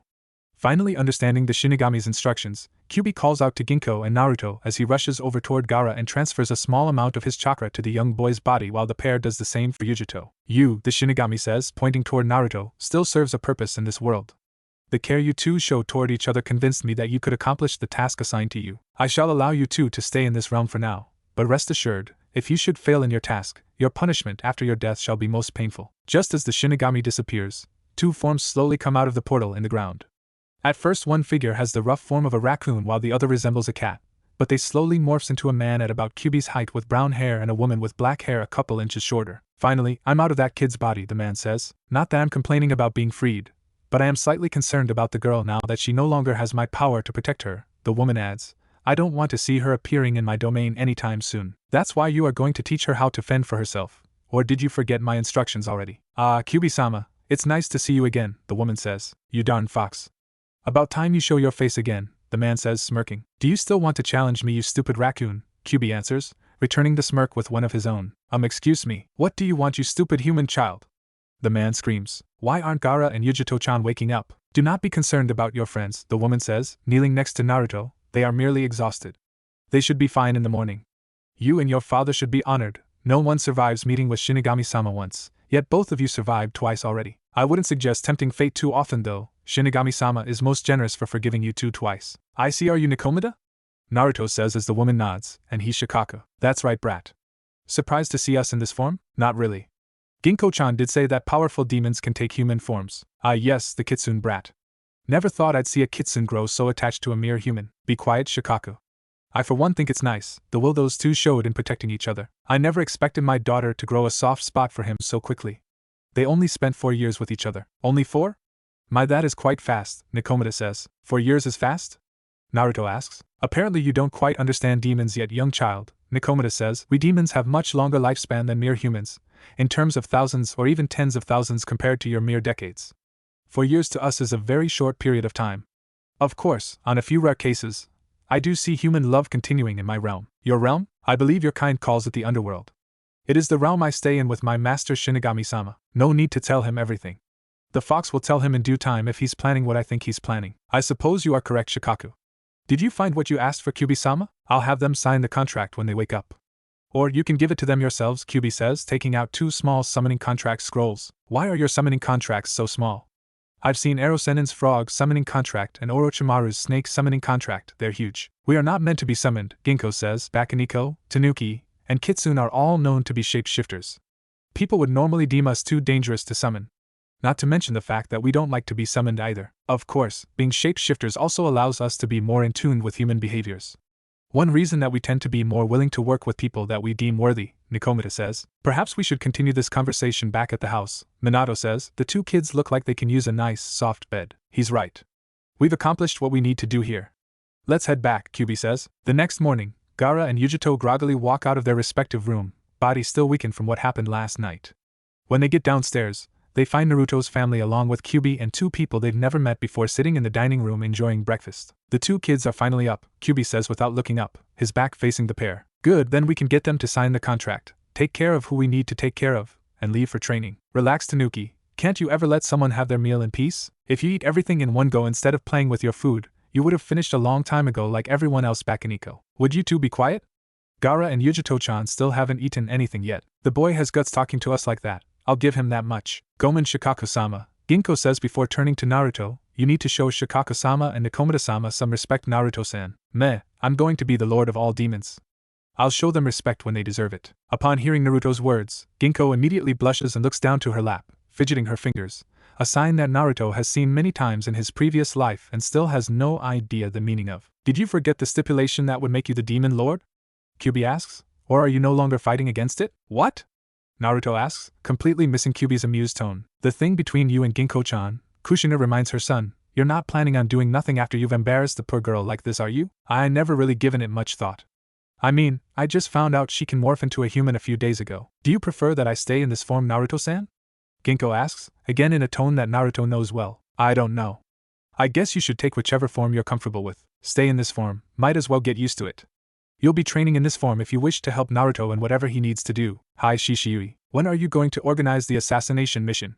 The quicker we get that done, the quicker we can start the training, the quicker they can finish, and the quicker we can get back to our world. Impatient as always Shikaku, but I agree, I'm sure both Shikaku and I would like to go back to our realm to check on our underlings after being away for so long. I was waiting until you have recovered from the extraction. I can assure you we most certainly have recovered, Shikaku says, flexing his muscle. Very well. I will arrange for it to happen tonight. Secret execution grounds, 5 miles north of the village gate. It's hidden under a strong genjutsu. Only A and B would know its exact location. I'm sure the 3 of us can see through the illusions, Kyuubi says. There may be some chakra spikes. I'm sure you can convince the others that it's only from Itachi and Shurisui's fight against the IWA Nines. There shouldn't be any problems there. Good, I guess Shikaku, Nikomata, and I will start getting ready. Later that night, the 2 Uchiha are leading the 2 semi-conscious IWA Nines to the execution ground. They have placed a strong genjutsu on the 2 IWA Nines to keep them from struggling. When they finally arrives, Itachi and Shurisui remove the katana strapped on their back, looking to finish the job quickly. However, as soon as they enter the clearing, Kyuubi, hidden in the shadow with Shikaku and Nikomata, cancels the genjutsu on the 2 IWA Nines just in time for the 2 prisoners to roll out of the way of the sword strike. The fight lasted for several minutes, each side landing multiple strikes. Soon enough, the 2 IWA Nines lay dead in the clearing with Itachi and Shurisui sporting several wounds. During the entire fight, Shikaku has been slowly turning the ground around the clearing into sand, and as soon as the fight is over, Itachi turns his attention on Shursui, trying to use the fight against the Iwa Nines as a cover for Shursui's death. But two walls of sand shoot up from the ground and engulfs the two Uchiha, and within seconds both are completely crushed. As soon as the sand retreats and reveals the two bodies, Nakomata, using her power, reanimated the two Iwa Nines to create a swamp to hide the sand, then create boulders to place on Itachi and Shursui's body to set a scene of them being crushed by the boulders before releasing her control, allowing the two carcasses to tumble to the ground. Leaping out of the tree, the three Bijuu check to make sure that all their targets are indeed dead. Satisfied with the job they've done, the three Bijuu leave the clearing to report back to the Hokage. Is it over? Minato asks, sitting in his office with a bottle of sake sitting on the desk in front of him. Yeah. We made sure of it, Kyuubi says. I'll send someone to pick up the bodies, Minato says, writing a mission slip and handing it to one of the messenger birds in the room. When are you going to take the children on the training trip? As soon as possible. It's probably too late at night to let the kids know. We'll head out the day after tomorrow. Very well. Don't worry about the kids, they'll be just fine, Kyuubi says, and don't feel guilty about the Uchiha. It's not an easy decision, but it's the right decision. I sure hope so. About 10 months after the three youngsters left the village, Kushina and Minato are becoming more and more concerned. They have not heard any news about the children, and Suna has been increasing its pressure on Konoha regarding the location of Gaara. Minato has been delaying the inevitable by stating that the children are on a secret training mission, but he just received a message from the Kazekage demanding that he recall the children and that the Kazekage will visit the village in a week. At the moment, Minato is pacing about in his office, trying to figure out a way to avoid this political disaster. Just as he is about to give up, the entire village is enshrouded by massive waves of chakra, but the chakra waves disappear just as quickly as it appeared. Alarmed, many ninjas gather at the village gate, in the general direction where the chakra originated. What they find there are four small, cloaked figures approaching the gate. With all the attention focused on the four figures, they completely miss the three figures hidden in the shadows of the trees. When some of the ninjas finally shake out of their stupor, they find the four figures have already walked past them in the direction of the Hokage Tower.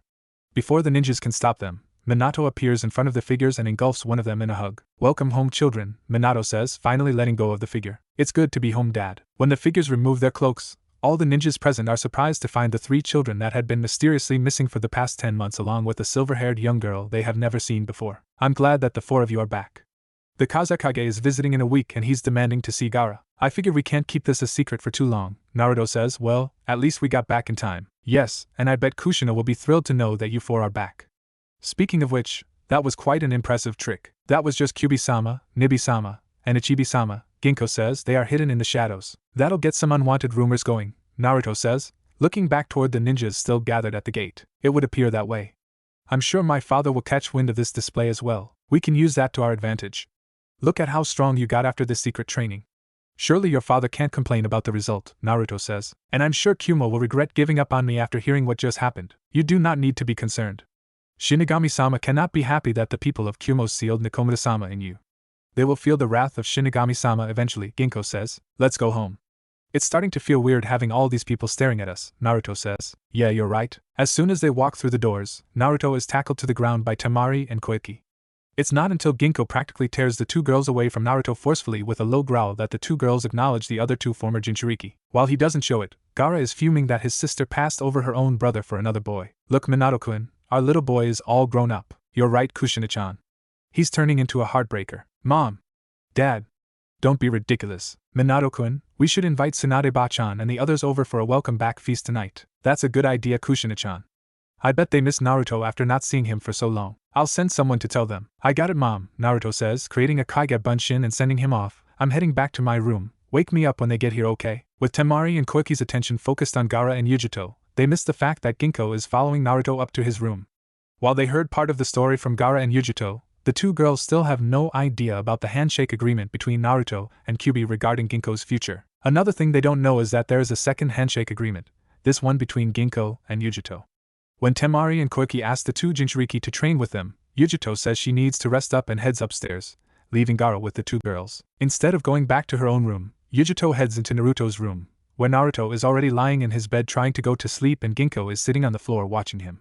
The two girls' eyes meet for a brief moment, and Yujito casts a genjutsu on Naruto, putting him to sleep immediately. Once that's done, both Ginkgo and Yujito jump into bed with Naruto, one lying on each side of the boy cuddling up against him. That night, when Kushina walks into her son's room, she can't help but smile at the scene in front of her. Naruto is still in his bed, his arms around the two girls' shoulder. The two girls are cuddled up against him, their tiny hands clutching at Naruto's shirt. It's not until Naruto turns his head toward Kushina that she realizes her son is awake. Now I expected you to wait a few years before you go sleeping around with girls. They put me under a genjutsu then sneaked in bed with me. Well, if they did, how did you break out of it? When my Kage Bunshin dispelled, it generated an influx of chakra that helps me break out of the illusion. Well, let's wake up the two girls. Everyone is waiting downstairs. You do it. I want to see their reaction. You are a mean child, Naruto. Naruto winks at her mother before closing his eyes and pretends to be asleep.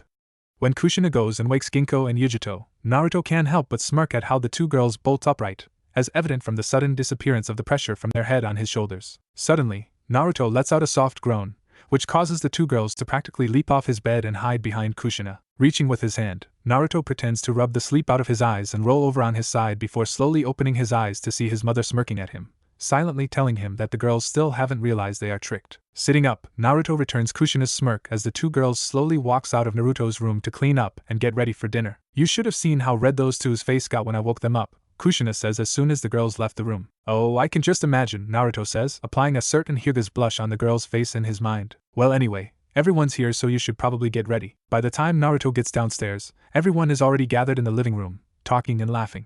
When they see Naruto enter the room, everyone becomes quiet, save for some soft snickering from Kushina. Naruto's here, maybe we should start dinner, Yujito says, blushing bright red. Yeah, I'm really hungry, Ginko says, her face matching Yujito's. Without even asking, Naruto already knows what they were talking about before he entered the room.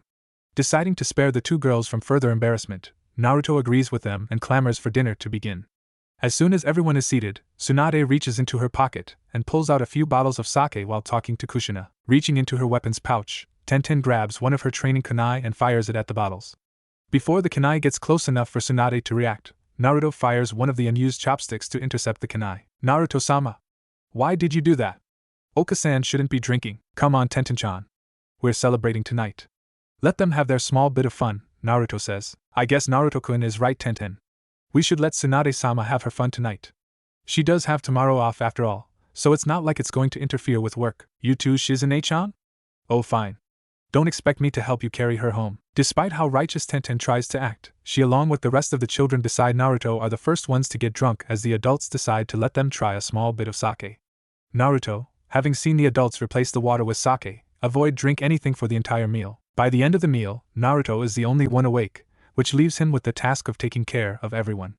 Creating a mass of Kage Bunshin, he moves everyone to their respective rooms before heading back to his own where he finds Ginko sitting in his bed waiting for him. Naruto-sama, you're back. Ginko-chan?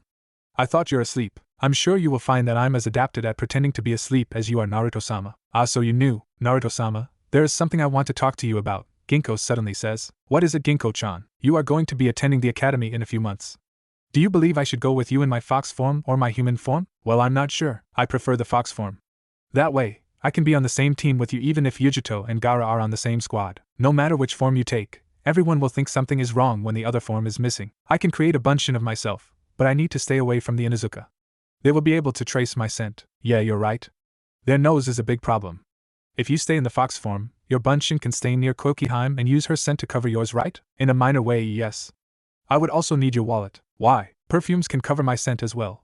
Even weak perfumes can daze the Inuzuka if they try to enhance their sense of smell. But perfumes are pretty expensive. Chichiyui will not be too happy that you are refusing to buy me things. Go ask my parents. I don't have any money, Naruto grumbles. But Naruto-sama, then it wouldn't be a gift from you. Don't give me that look, Ginko, Naruto says as he hears a few sniffle. I'll talk to my parents tomorrow. Arigato, Naruto-sama. Well, now that you've finally gotten that off your chest, Naruto says, why did you let Yujito-chan sleep with us? You don't like it? Ginko says, tilting her head to the side. Shishiyui said that all boys like to have more than one girlfriend, and the more the better. Arg, he's as bad as Erosenin, Naruto screams. Not that I'm upset with the arrangements, I'm more concerned if you are all right with it. Why wouldn't I be? It's not all that uncommon for demons to have multiple mates. Well, if you're sure. So you're not upset? No, not really. Naruto-sama no eki. You call Shishiyui a pervert, but you're just as bad, Ginko says, giggling. Do you wish for me to arrange for Temari-san and Koiki-san to stay with us as well? What? No.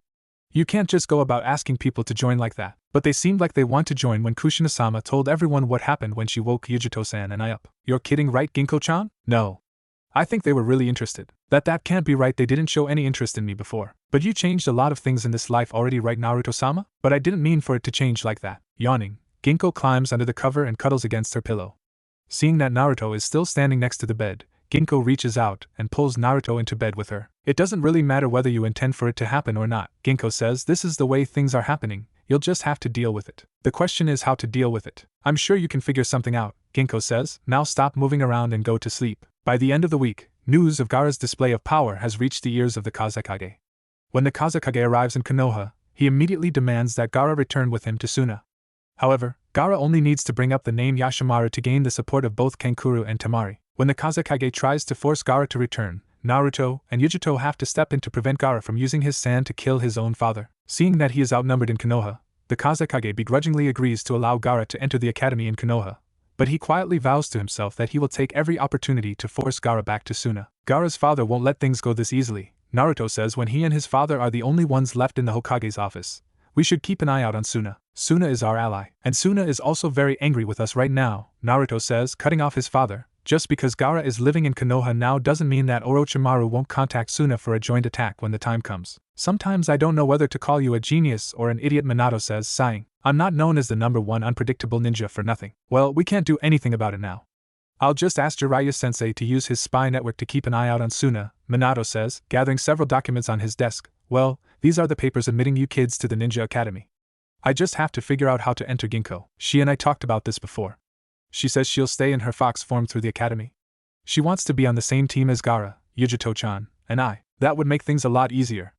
I don't need to come up with an excuse to cover her identity, although I should probably come up with one just in case people start asking about her human form. You can just say that she's the daughter of an old acquaintance of yours that he's leaving in your hands. I suppose that would have to do, Minato says. Shouldn't you be playing with your friends right now? I just want to think some things through, that's all. What's the problem? Remember that day when Gaara, Yujito-chan, and I came back?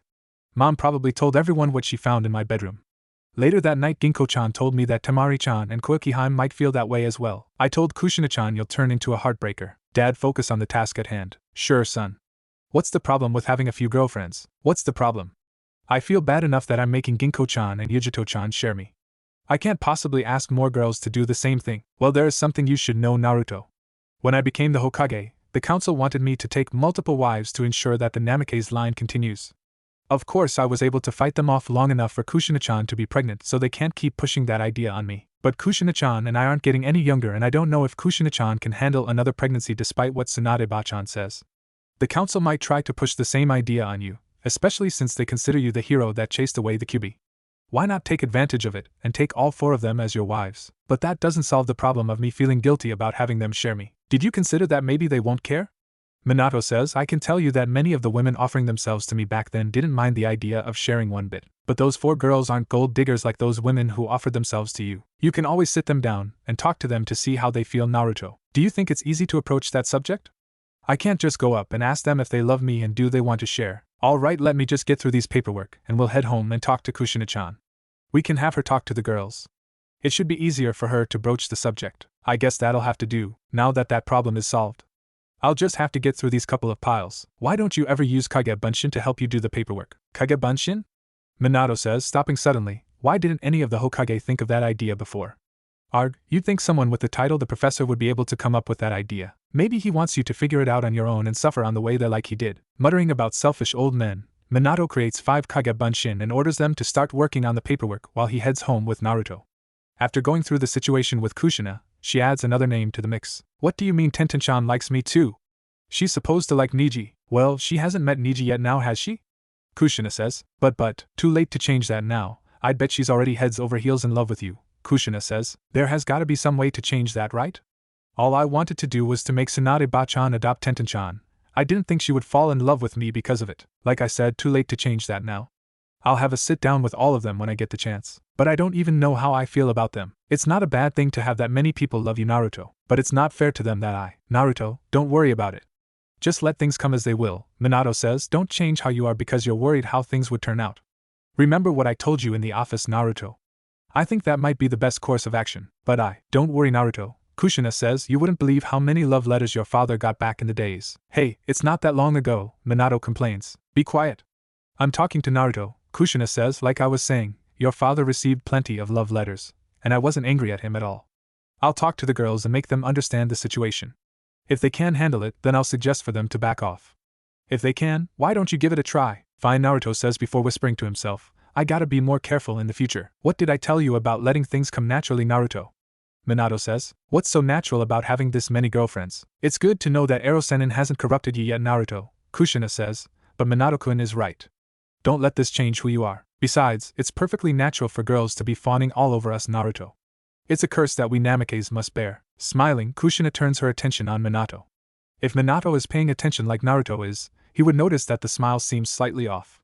Grabbing Minato by the ear, Kushina drags Minato upstairs, twisting it with every step, leaving the Hokage screaming in pain all the way back to their room. The next day, after a particularly grueling training session with his father, Naruto stumbles back to his room only to find it completely empty.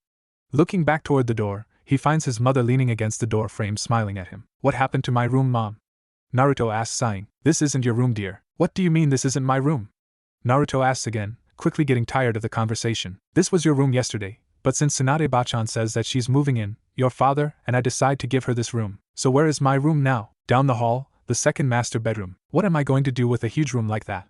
Naruto asks, completely awakened by the news. Well, you are the second master of this house. Besides, you'll find enough use for it soon enough, Kushina says. Now why don't you go take a shower and get changed like your father? I'll call the two of you downstairs when dinner's ready. All right, Mom, Naruto says, walking past Kushina and down the hall. And I expect you to help Tsunade-bachan move her things over tomorrow, Kushina says, calling after her son. Fine, Naruto says, walking into his room. The first thing Naruto notices when he enters his new room is the absurdly large bed sitting against the wall opposite of the door. Then he notices the numerous closets lining the walls off to his left. Thinking nothing of it, he picks up the fresh change of clothes on his bed and heads to the private bathroom in his room. Half an hour later, Kushina is standing outside the bathroom pounding on the door. What are you doing in there? Hurry up, dinner's ready. All right, Naruto says, opening the door. I've never seen a private bath as large as that. I bet I can swim in it, for now you can. It's really only designed to fit 2 adults comfortably, Kushina says. Remind me to get a bigger one for you later. Looking at his mother in confusion, Naruto quietly follows his mother downstairs, where all the other occupants of the house is sitting around the dinner table waiting patiently for the last member to arrive.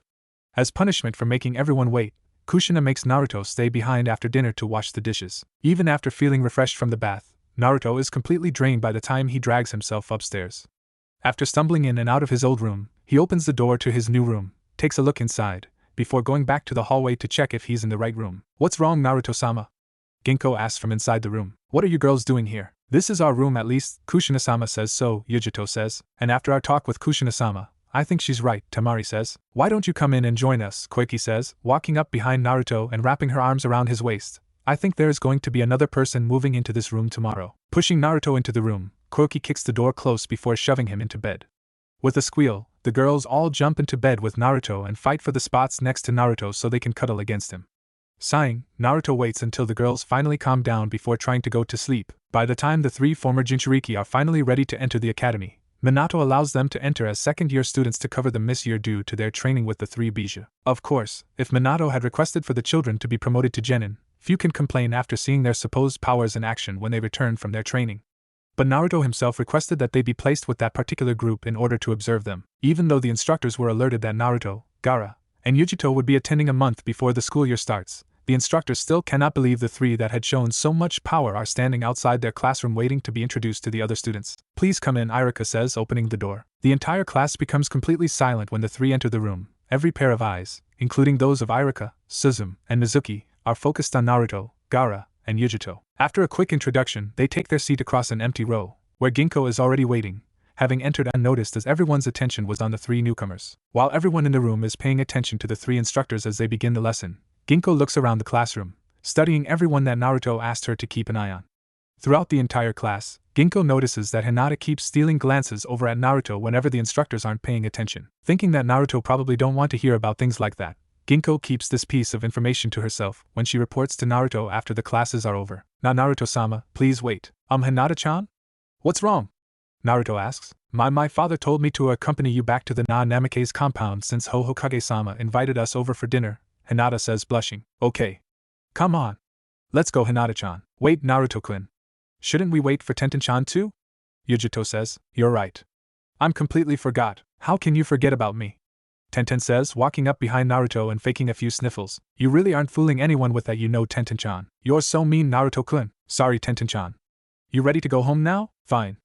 Only because we have important guests over tonight, Tenten says. You're going to make it up to me, mister. Don't worry, Tenten-chan. I promise I'll make it up to you. Walking up, Naruto gives Tenten a quick hug before circling behind her and pushing her out of the academy's courtyard. Giggling, Yujito follows them with Gaara and Ginkgo not far behind. A few moments later, Hinata shakes out of her stunned state and hurries after the group, who is right at the exit looking back toward the frozen girl. Muttering a soft apology, Hinata quietly falls in step with the group on their way to the Namikaze compound. Ah, here are the children, Kushina says as the group enters the house. I hope you all had fun today. It's fine outside the history lessons. I already know the village's history like the back of my hand. Since I was an outsider, I supposed it was interesting to know about Konoha's history, Yujito says. Agreed, Gaara says as he walks past everyone cluttered at the door. So where is everyone? Naruto says, peeking into the empty living room. Minato-kun and Hayashi-san are discussing something in the study. The ladies should be in the yard enjoying the evening breeze. I'm just here fixing up some small snacks waiting for all of you to get home. I should get started on my assignments. I'll be in my room, Gaara says before walking off. I'm going to put away my things, Tenten says. Kushina-sama. There's no need to be so nervous, dear. Just treat this like your own home. Hi Kushina-sama, Hinata says, is my mother and sister. They are in the yard, dear. Thank you, Kushina-sama, Hinata says. Would you like to meet my little sister Naruto-sama? That'd be great, Hinata-chan. But Naruto-kun, what about our assignments? Yujito asks. We still have the whole night, Yujito-chan. Let's relax a bit first. Besides, we don't have all that much assignments anyway. Well, if you promise you'd help me, I guess a bit of fun can't hurt. Grabbing Hinata and Yujito's wrist, Naruto pulls them out toward the backyard. Blushing at the contact, Hinata allows Naruto to lead her despite the slight pain from the sudden pull. In the short distance from the foyer to the backyard, Hinata's blush manages to spread to her entire body, and she looks like she has just come out of a hot spring when she gets to her destination. Hinata-ne-sama, who's this? A little girl asks, staring intently at Hinata's wrist, the one that Naruto is still holding. Ah, Hanabi-chan. This is Naruto-sama. Naruto-sama? Who is that? Hanabi asks, her eyes still on Hinata's wrist. Naruto-sama is the one that saved me from the mean kidnapper. Who is he? Hanabi asks, pointing at Hinata's wrist. How come he can hold your hand? Ah, sorry about that, Hinata-chan, Naruto says, letting go immediately. It's all right, Naruto-sama. No, it's not. Chichiyui never let anyone hold our hand like that, Hanabi says. I'm telling Chichiyui. Hanabi-chan, it's all right, a tall woman says. Your father only said that because he doesn't trust the others. You can trust Naruto-kun though. Are you sure, Hahayui? Of course. I would never lie to you, Hanabi-chan. Naruto takes a quick look at Hinata and Hanabi's mother. She has the traditional pale eyes and pale skin of the Hyuga. If he has to estimate, she would be right about Hayashi's height, about an inch shorter at most. She has long hair and a slim figure, like a splitting image of Hinata's adult form when it's not covered by her jacket. But the muscle tone and the calloused hands show she is a very accomplished kunoichi in her own right. He had never seen Hinata's mother in his previous life at all, and neither Hinata nor Hanabi, from what little he's seen of the girl, mentioned anything about her. His questions are answered when Tsunade enters the yard with Kushina holding a bowl of foul-smelling medicine and giving it to Hinata's mother. You're lucky I had the experience from treating Kushina Shirori, Tsunade says. You of all people should know that you should stay calm when you're pregnant. Look at the mess you left yourself with. I couldn't help it, Tsunade-sama. I was so worried when I heard that Hinata-chan was almost kidnapped, Shiori says. Speaking of which, allow me to thank you for saving Hinata-chan, Naruto-sama. That's all right, Shiori-san, Naruto says, picking up her name from Tsunade's words. I can't just stand by and watch my friends get hurt. There was one other problem, one thing, other than the actual kidnapping, that made me a bit nervous. Nervous? Tsunade says, chuckling. From what the guards told me, you were ballistic. Please, Tsunade-sama. I need to get this off my chest, Shiori says. What are your intentions with my daughter Naruto-sama? Oka-san. Well, what are you talking about?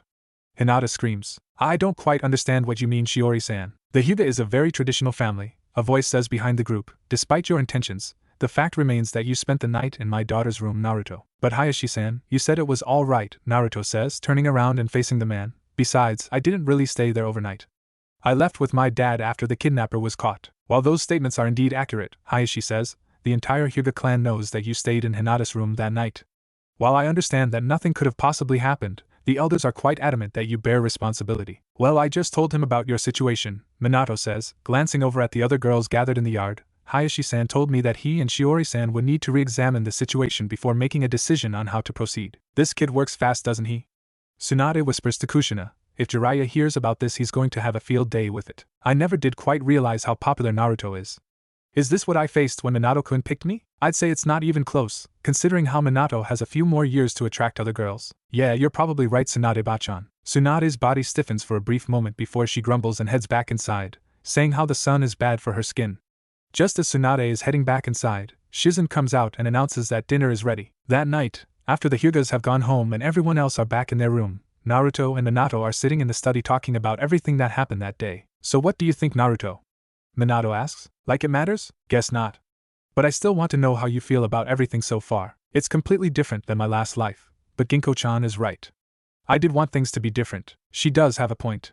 You did say the same thing when you got Guy to adopt Lee, Minato says. Besides, you can't complain about all those girls. If Mom hears that, she'll beat you to a pulp. Yeah, but that's why I didn't say that in front of her. I'm reserving the rights to tell her what you said, Naruto says. Anyways, what do you think Hayashi is up to? He's not the one up to something. The Hyuga elders are the one pushing him to talk to us. He said it to me in private himself. If you aren't my son, he doubts the elders would say anything about it. And I agree with his assessments. So why did you agree? We still need the Hyuga clan on our side. Only they are large enough to balance out the Uchiha clan, Minato says. I know you already took care of Itachi, but we always need to be weary of large clans like the Uchiha and the Hyuga that their power don't get to their heads. I guess you're right. How would you deal with them if you're in my position? Me? Keep the younger ones away from the adults and get the younger ones on my side. Two classic strategies, a voice says from the door, but I like Naruto-sama's plan better. Ginko-chan, you're still up? Naruto asks. All the other girls are still up and talking to each other. It was too noisy to fall asleep. You were talking about the two strategies, Ginko? Minato asks. Hokage-sama's strategy is to use one powerful group to counteract another. Naruto-sama's strategy is to break down the powerful groups from within, Ginko says. Hokage-sama's plan must allow for both powerful groups to be out of line, but Naruto-sama's plan can allow him to exert control on the situation. The best plan, however, is to apply both at the same time, to use the first plan as a means to buy time for the second plan to proceed. Where did you learn all of this?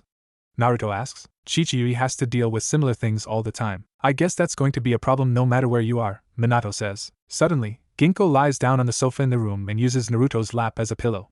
Smiling, Naruto gently strokes Ginko's hair to help the girl fall asleep. Shouldn't you get her back to bed? You heard what she said, the others are still up. She's here because she couldn't fall asleep there. Well, I should be getting to bed myself. Okay. I want to stay up a bit longer. Don't stay up for too long though. Remember, you still have to go to school tomorrow. Don't worry about it. Chuckling, Minato waves casually over his shoulder with his back toward Naruto before leaving the room and closing the doors behind him. As soon as the doors closes, Ginko rolls on her back and stares up at Naruto's face while Naruto continues to stroke Ginko's hair. Naruto-sama? What is it, Ginko-chan? There is something I want to ask you, about the people at the academy. Is it about Hinata? I noticed that you were looking back at her quite a few times. How did you? No, it's not about Hyuga-san. It's about Yamanaka-san. Ino-chan? What's the problem? I noticed that she seems rather scared of you. Whenever you look over at her general direction, she seems to tremble involuntarily. Really? That's odd. Maybe I'll talk to her about it tomorrow. Don't you think it would be better if someone else talks to her? She is rather fearful of you. Yeah, you're right. I'll have someone talk to her to see what's going on. Naruto-sama? What is it, Ginko-chan? Can we stay here tonight? This is comfy. The other girls will be very upset if they find out. I see, but I guess some rewards are in order for doing such a fine job observing the class today. Naruto chuckles at how Ginko's eyes almost sparkle as soon as the words leave his mouth. Patting her shoulders to gesture for her to sit up, Naruto gets up and locks the doors to the study before returning to his seat and letting Ginko lie down on his lap again. Turning on her side facing away from Naruto, Ginko giggles as he sinks his hands into her silver locks again. Naruto keeps stroking Ginko's hair for another half an hour until she finally falls asleep before closing his eyes and falling asleep himself. The next morning, before anyone is inside the classrooms, Naruto pulls Shikamaru and Chuji to the side in the schoolyard and asks them to investigate into the matter brought to his attention yesterday by Ginko. After stating in no uncertain terms how troublesome a task it would be, Shikamaru begrudgingly agrees to check in on Ino for Naruto. Ino, what is it, Shikamaru? Ino says from within a crowd of Sasuke fangirls. I need to ask you something. This has better be good, Ino grumbles as she walks away from the group. Naruto asked me to talk to you. I knew it would be troublesome, but he talked me into it. Naruto? Ino says. Shikamaru can see what Naruto was talking about when he says that Ino is afraid of him. The fear in Ino's eyes is difficult to miss, either is the trembling body. What does he want? He wants me to ask you why you're so scared of him, Shikamaru says. After seeing your reaction, I'm kinda curious myself. I have no idea what you're talking about. Right. And I'm sure your body is shaking because it's cold outside. That's right. Ino, you, Chuji, and I grew up together. Do you really think I can't read you well enough by now? Fine. It's something stupid anyway. Well, I'm listening. When I was younger, Naruto turned my home into a wild jungle with all kinds of man-eating plants. And how would he be able to do that? It was a genjutsu. I've been scared of Naruto and anything that looks remotely like any of those plants ever since. I seem to remember my old man saying something about that.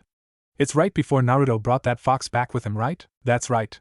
I'm one of the few kids that didn't get anywhere near that fox no matter how much I want to go up and cuddle and play with it because Naruto is always right next to it. I also remember my old man saying you were laughing at him right before he pulled that prank. So you're saying it's my fault? Ino screams, attracting the attention of everyone around them. I don't think the people in Kumo and Iwa heard you, woman, Shikamaru says, trying to shake the ringing out of his ears, and yes, it's partly your fault. He is Hokage-sama's son.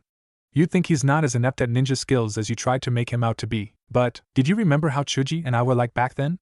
How we can never find anyone to play with us. Yeah, cause Chuji was always so terrible at those games. Let's take the reverse situation. Do you think Naruto would have any friends if he tried to act like a know-it-all? Well, perhaps it's about time you deal with your fears. I suggest you go and talk to Naruto and tell him the reason you're so afraid of him yourself, Shikamaru says, walking a few steps away before stopping again. At least, do that if you are serious about being a ninja. There is always the chance you'll have to work with Naruto. Better to take care of it now than to have to deal with it during a mission. Ino, what was that all about? Sakura asks as she walks up to the girl. It's nothing, Ino says. Do you know where Naruto is? Naruto? But I know. Shikamaru's right. It's time I deal with it. He should be inside. Do you want me to come with you? No. You can go back to your Sasuke watching. I will deal with this myself. Right, and I'm sure your knees are trembling because your legs are tired, Sakura says. Come on. We may be rivals, but I don't want to see you fainting. At least not when Sasuke-kun isn't around to see you make a fool out of yourself, that is. You know, Sakura, no matter how we were the best of friends way back when, I absolutely hate you. Good, the feeling's mutual, Sakura says. I would take back my offer to go with you, but you seriously look like you need someone by your side right now, so I'll let that last comment slide. Taking a deep breath, Ino walks inside the academy with Sakura by her side. They find Naruto in his seat with Gaara and Yujito right next to him, and the silver fox resting her head on Naruto's lap. Sitting a few rows behind the trio, Chuji elbows the sleeping Shikamaru and gestures with his head toward the two girls standing by the door, while reaching into his open bag of chips at the same time. Naruto, Ino says. Eh? Ino-chan? Sakura-chan? Is something the matter? You told Shikamaru to ask me something. Ah, that's right. Shikamaru hasn't told me your answer yet, so I don't know if he asked you yet or not. It's about the trick you pulled on Ino back when we were children, Sakura yells. What? I don't get it. The genjutsu you put on my home, that's why I'm scared of you, Ino says with her head down to let her bangs cover her face. Picking her head up, Ginkgo looks over toward Ino before walking over and nuzzling Ino's leg with her stout. Kneeling down, Ino wraps her arm around Ginkgo and scratches the fox behind her ears. Sorry about that, Ino-chan, Naruto says. I didn't think you'd still be scared after all these years. Well, you should have thought about it more than shouldn't you? Sakura says. The way Ino-chan was talking, she wasn't just bragging about how she learned a new jutsu, she was talking down on other parents. I needed to defend my parents, and show that Ino's parents aren't the only ones who cared enough to teach the kids new techniques. I didn't mean to. I know you are proud of your skills and your parents, Ino-chan, but you have to realize that there are always better ninjas out there no matter how strong you've gotten. You need to curb your arrogance or else you'll never survive your missions. I guess you're right, Ino says, sighing. Hey, wait a minute. This is about the mean trick you pulled on me. When did it become my grilling session? Heh, I was hoping you wouldn't notice, Naruto says, scratching the back of his head. Well, at least you did agree that I was right. Besides, it looks like your little problem is already dealt with, Yujito says. You haven't shown an ounce of fear since you've started talking to Naruto-kun. Well, now that you mention it, Ino says, I guess Shikamaru is right after all, like always. It would appear that the rest of the class is coming in soon. Perhaps you two should head to your seats, Gaara says. You're probably right, Ino says. Well, Sakura, though it pains me to say this, thank you for accompanying me. You helped me deal with my confidence before, so let's just say I'm returning the favor, Sakura says. Now we're even. Don't expect more favors from now on. You know what, Sakura? I take back what I said. I'm not grateful that you accompanied me. Yeah? And I'm sorry I ever thought about helping you, Ino. There they go again, Naruto says. You're the reason this happened, Naruto. You're the reason that I ever even need to think of helping Ino. Yeah. You're the reason that I even need to come and talk to you. Hey. That's a bit unfair. Don't worry about it, Yujito-chan. I'm used to it. But Naruto-kun, really, it's all right, Naruto says. We only need to deal with them for a few more minutes at most. By then, either Sasuke or Irika-sensei will get here. They have an image to uphold. We can hear everything you said, Ino says, huffing and crossing her arms. There's Sasuke, Ino-chan, Naruto says, guiding Ino and Sakura's attention away from himself. With a loud squeal, Ino and Sakura rush over to the door to rejoin the large group of fangirls around Sasuke. Sighing and complaining quietly that the circus has arrived, everyone tries to get back to what they were doing before all the noise started. I wish that would get over Sasuke, Naruto says to himself. They were much happier once they managed to forget all about him. Did you say something, Naruto-kun? No, nothing at all, Yujito-chan, Naruto says before thinking to himself. I need to be more careful. Only my parents know about my history. After the group finally heads to their seats, Hinata finally emerges from behind the door, the last one to arrive before the instructors.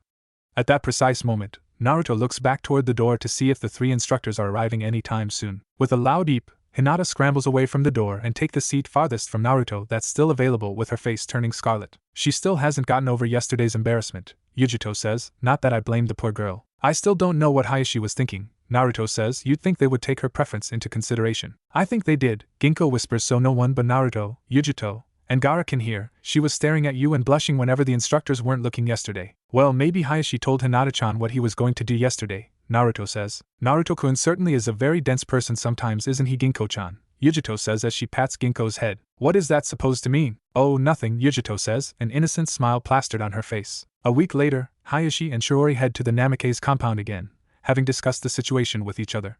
When they approach the gate, they see 3 people just turning the corner on the next street and walking toward them. Given that they have never seen those 3 people in the village before and the group has nothing that identifies their origin, Hayashi and Shiori instantly become on edge, getting ready for a sudden assault.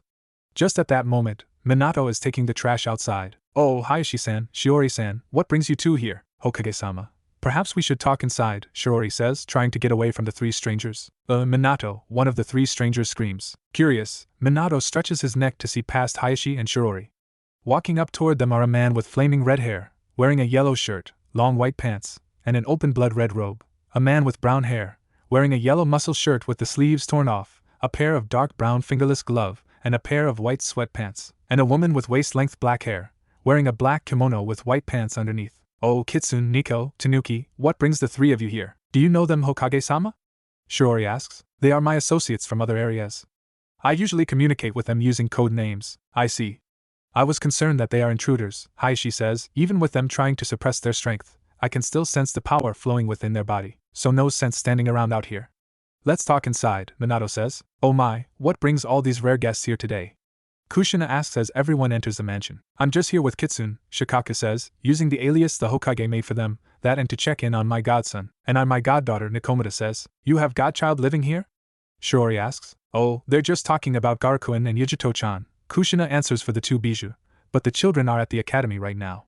Ginkgo-chan is out in the yard with Koiki-chan though. She'll notice my presence soon enough. There is no need for me to find her. As if on cue, the human form Ginkgo bursts into the living room and jumps into Kyuubi's arms. Just from picking up the girl, Kyuubi can tell that she is merely a clone. Since the children are at the academy at the moment, the Kyuubi figures that his daughter is with Naruto in her beast form. Putting the clone on the floor, the Kyuubi turns his attention toward Minato again as Hayashi starts to speak. Hokage-sama, even after alerting my clan's council of Naruto's availability, they have decided that they will continue their pursuit. I see, Minato says. Well, I suppose I should draft the documents then. Suddenly, Shiori lets out a sigh, drawing everyone's attention on her. Is something wrong, Shiori-san? Kushina asks. No, it's nothing. I suppose I should be happy. This is what Hinata-chan wanted after all, especially after what Naruto did for her, Shiori says. The problem lies with Hanabi-chan. She seems to have taken an interest in Naruto after meeting him, constantly asking Hinata-chan and I about him. I wonder how she would react to the news. Well, I'm sure it can't be too bad, Minato says. There is a rivalry between Hinata and Hanabi. Ever since Hanabi was born, they knew that it would be their destiny to compete against each other in all aspects of life. Hayashi says, I suppose one of them shall be the heir of the clan, and by all counts Hinata should be the heir since she is the eldest child. However, Hanabi has proven to be much more talented than Hinata, even at her young age, and probably in part due to their one-sided rivalry. So since your eldest daughter has taken an interest in Naruto, your youngest is doing the same just for the sake of beating her sister, Kyuubi says. Sounds like something you should nip at the bud. It is not quite as simple. While the initial approach is probably due to the rivalry, it would appear that Hanabi has taken a genuine interest in Naruto. Where this interest may lead I have no idea, but it certainly is concerning to say the least, Shiori says. Even at his age he already has women trouble, Minato says. Just like you did all those years ago, Hokage-sama. It hasn't been that long ago, Hayashi. You still remember what the council tried on me the first couple of years after Kushina-chan was in a coma, don't you? I suppose I do. What did they try, Minato-kun? Kushina says, fire burning in her eyes. They tried to find other women for Hokage-sama to marry. Hayashi says, of course. Hokage-sama enlisted the help of a number of clans to fight the proposal to a standstill. A number of clans?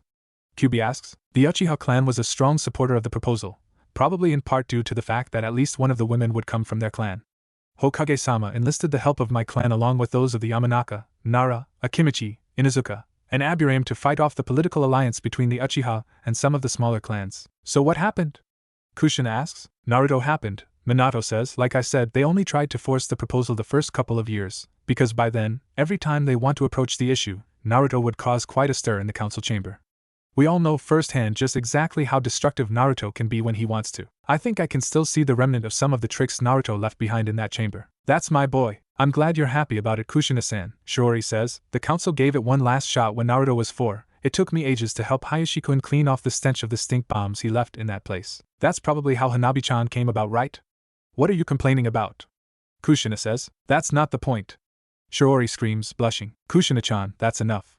There are other people in the room, Minato says. Oh. Sorry about that, Kushina says, looking completely embarrassed, though not as much as Shiori. Regardless, Hayashi says, clearing his throat to get everyone's attention, Kitsune-san is right. The Hanabi situation is something we should keep a close eye on. Well, let's get to my office to work on the document, Minato says. When will the children be home, by the way? Nikomata asks. Minato-kun and I are going to see them at the academy in about half an hour, Kushina says. Their class should be having a sparring session then. Interesting, I think I shall check in on their progress as well.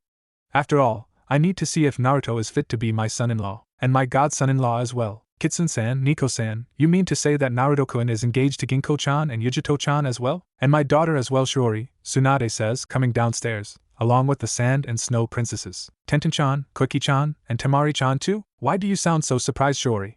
I thought we discussed this already. But Hayashi-kun, you only told me that there are a couple of girls who are interested. You didn't tell me that Hinata-chan would be 6th in line. Would it have made a difference? Hayashi asks, staring at his wife. Well, no, and I don't think Hinata-chan would mind, not with her nature. Then why does it matter if it's 2, 6, or even 10 or 20, if you put it that way? Come on, Shiori-san, Nico-san, Tsunade-ba-chan, let's have some small talk over a cup of tea in the yard while the men handle whatever business they have, Kushina says. All right, I'll have Shizen brew the tea, Tsunade says. You're making poor Shizen-chan do all the chores for you, Tsunade-ba-chan. Well, she's my apprentice. Besides, she loves doing these kinds of domestic works. Are you sure she isn't complaining because you are practically ordering her to do the chores? She really doesn't mind at all. She'll be a good housewife someday, Tsunade says as Shizen comes downstairs. Tsunade-sama. You're not trying to get rid of me, are you? Shizen asks, rushing toward the Sannin with a concerned look on her face. No, I'm not trying to get rid of you, Tsunade says. It's just that I don't want you to dedicate your entire life just for me. Why don't I go and make the tea while you two talk it out, Kushina says. No, it's okay, Kushina-sama, I'll do it, Shizen says. When the adults arrive at the academy, the students have already been paired up to spar. Looking around, they see that all the parents are gathered around the schoolyard, trying to find a good spot to watch their children. Amongst the chaos, Gaara, with his arms crossed like always, walks up to the large empty space in the middle as Kiba rushes up after him, his trusted companion Akamaru by his side. Come on, Kiba! Show him what you got! A woman screams out from the group's right. That's right. Don't embarrass us, Kiba. A young woman screams next to her. Hey, mom, sis, don't worry about it. I'll take care of him in no time, Kiba says. He's always hiding behind Naruto and Yujito in a fight. I bet he can't fight at all. If this is the way Kiba's going to act, he's going to get his clock cleaned, a voice says right in front of Minato. Hey, Dad. Glad you can make it. There you are, Naruto. I've been looking all over for you, Minato says. So, who are you fighting? Uchiha Sasuke. Do try to take it easy on him. All right, Naruto? Take it easy on him? Hayashi says, aren't you a bit too overconfident about Naruto's ability, Hokage-sama? Uchiha Sasuke is one of the more talented students in this class. Oh, I wouldn't worry too much about it, Minato says as Iruka moves to the middle of the yard. Looks like the match is starting. As soon as Iruka begins the match, Kiba leaps back with Akamaru by his side, trying to find an opening to strike. Gaara simply remains in his spot, arms still folded, and stares at Kiba with a bored expression. Well, aren't you going to attack? Gaara taunts. That's it. Now you're going to get it. Charging forward, Kiba cocks his right arm back, trying to use the momentum to increase the strength of his punch. However, a spike wall of sand rises from the ground and stops him 2 feet in front of Gaara. Stopping himself just in time, Kiba jumps back to find another opening, but as soon as his feet touches the ground, the wall collapses and Gaara charges through the sand to punch the surprised Kiba, sending him into the trees around the yard. Kiba never stood a chance against Gaara, Naruto comments as 2 new contestants enter the yard. Oh, Yujito-chan and Hinata-chan are next. So Kaneko-chan is fighting against Hayashi-san's daughter. Interesting, Nikomata says. Hinata takes the Jukin stance the moment she steps into the yard, while Yujito can hardly contain her excitement, shifting her weight from side to side eager to begin the match. When the match begins, Yujito charges forward right into Hinata's defense but changes direction in the last second to circle around Hinata and strikes the Hyuga from behind. Hinata staggers a few steps before quickly spinning around, but Yujito is already right in front of her. When Hinata tries to put up her arms to defend, Yujito circles around Hinata again. Instead of striking Hinata, however, Yujito simply whispers something in Hinata's ears. The reaction is instantaneous as Hinata activates her Byakugan and spins around, throwing Jukin strike after Jukin strike before Yujito can even back away. Just what did Yujito-chan tell Hinata-chan? Naruto says to himself. With her left arm disabled by the Jukin strikes, Yujito leaps back to get away from Hinata's frantic strikes. While continuing to dodge, Yujito focuses her chakra to her left shoulder and blasts it down her left arm to force open the chakra points. With her Byakugan activated, Hinata is shocked to see the effect of her strikes diminish. Also, Yujito's chakra level continues to increase as Hinata is starting to slow down from the strain on her chakra by the continuous use of the Byakugan and Juken. How can you be so strong? Hinata says, breathing hard and her Byakugan receding. I might not look it, but I train very hard every day, Yujito says, smirking. Like I said, if you want to even have a chance to impress Naruto-kun, you still have to work much harder. Please don't tell me she just said what I think she said, Naruto says on the sideline. Okay, I won't, Mom. With Hinata running out of chakra, Yujito only needs a few well-placed strikes to knock Hinata out. Walking up to the two kunoichi in training, Naruto helps Yujito move Hinata to her parents just as two other female students prepare for their turn. Hey Naruto, who are they? Minato asks as he tries to find a chakra pill for Hinata. Oh, that's Sakura-chan and Ami, Naruto says. My match is right after theirs. Their build, they might struggle with some of the more physical tasks of being a ninja. I'm not going to tell them that, Naruto says. You can go and tell them. That's scary, huh? You have no idea. It doesn't take very long for Sakura to fall flat on her face. Sighing, Naruto walks out to the middle of the yard as Ami celebrates with her crowd. Walking up to Sakura, Naruto offers his hand to help her up. Sasuke-kun is supposed to come here and comfort me. Why do you have to go and ruin everything? He's already standing there waiting for his turn to fight, Sakura-chan, Naruto says. Are you sure you want to keep lying there and delaying his fight? With one look over at the boy of her dreams, Sakura quickly scrambles to her feet and heads to the sidelines. While waiting for Iruka to begin the match, Naruto does some light stretching while glancing over at the ever-impatient Sasuke out of the corner of his eyes. The crowd all await the battle with bated breath, and occasionally, people would complain about the delay as Iruka talks with his colleagues, none of whom seem to have any desire of proctoring the match. Eventually, Iruka begrudgingly steps between the two students and explains the rules once again, just to make sure that the two completely understand them. Oh, step aside, Iruka, Tsunade says after seeing the hesitation in the Chunin's eyes. If you're so worried about proctoring this match, then I'll do it. Please go ahead, Tsunade-sama, Iruka says, not even bothering to hide the look of relief on his face. It would be our honor to have one of the Sannin proctor a match. All right, Tsunade says, taking Iruka's spot. I trust that we all know the rules. So let's start the match. The moment Tsunade begins the match, Sasuke charges forward, trying to gain the advantage. Naruto steps to the side at the last moment, sticking out his foot to trip Sasuke, making the Uchiha lose his balance. Stumbling a few steps before spinning around to find Naruto standing in the same spot smiling at him. Growling in anger, Sasuke charges again only to have the same thing happen. Before Sasuke can try for a third time, Naruto decides to make his move. Instead of moving straight for Sasuke, however, Naruto moves from side to side, making Sasuke shift his weight constantly to guard against Naruto's movement. As Naruto gets closer to Sasuke, the width of his movement becomes progressively narrower. Up in the trees, a particular kunoichi narrows her eyes seeing Naruto's steps. Once Naruto gets within striking range, his movement speeds up, drawing Sasuke to guard one side before quickly shifting his weight to attack the unguarded side. Naruto manages to get a good number of hits in before Sasuke decides to stay still to guard both sides and waits for the perfect moment to counter. The moment Sasuke shifts his tactics, Naruto also changes his strikes, moving from a speed-based to a power-based attack as Naruto tries to break down Sasuke's defense. Seeing that Sasuke can never hope to counter Naruto's attacks, Minato tries to go in and stop the match, but Kushina pulls her husband back. Kushina-chan, don't you think that's quite enough? Don't worry, Minato-kun, Naruto-kun knows what he's doing, Kushina says. Besides, it'll do him good to let off some steam. I hope you're right. When they turn their attention back to the fight, they find that Naruto has pushed Sasuke back within steps of the crowd, a few feet away from a glaring Uchiha Fugaku who is clearly disappointed with his son's inability to mount a comeback. With everyone's attention focused on the fight, they miss a small girl of around 7 years old standing amongst the Uchiha contingent who's looking at Naruto with pure adoration. When the fight is finally over with Naruto knocking Sasuke out cold and sprawling on the ground right at Uchiha Fugaku's feet, every Uchiha member besides Uchiha Mikoto, who is tending to her son, leaves the academy, not one sparing a glance at the defeated Sasuke.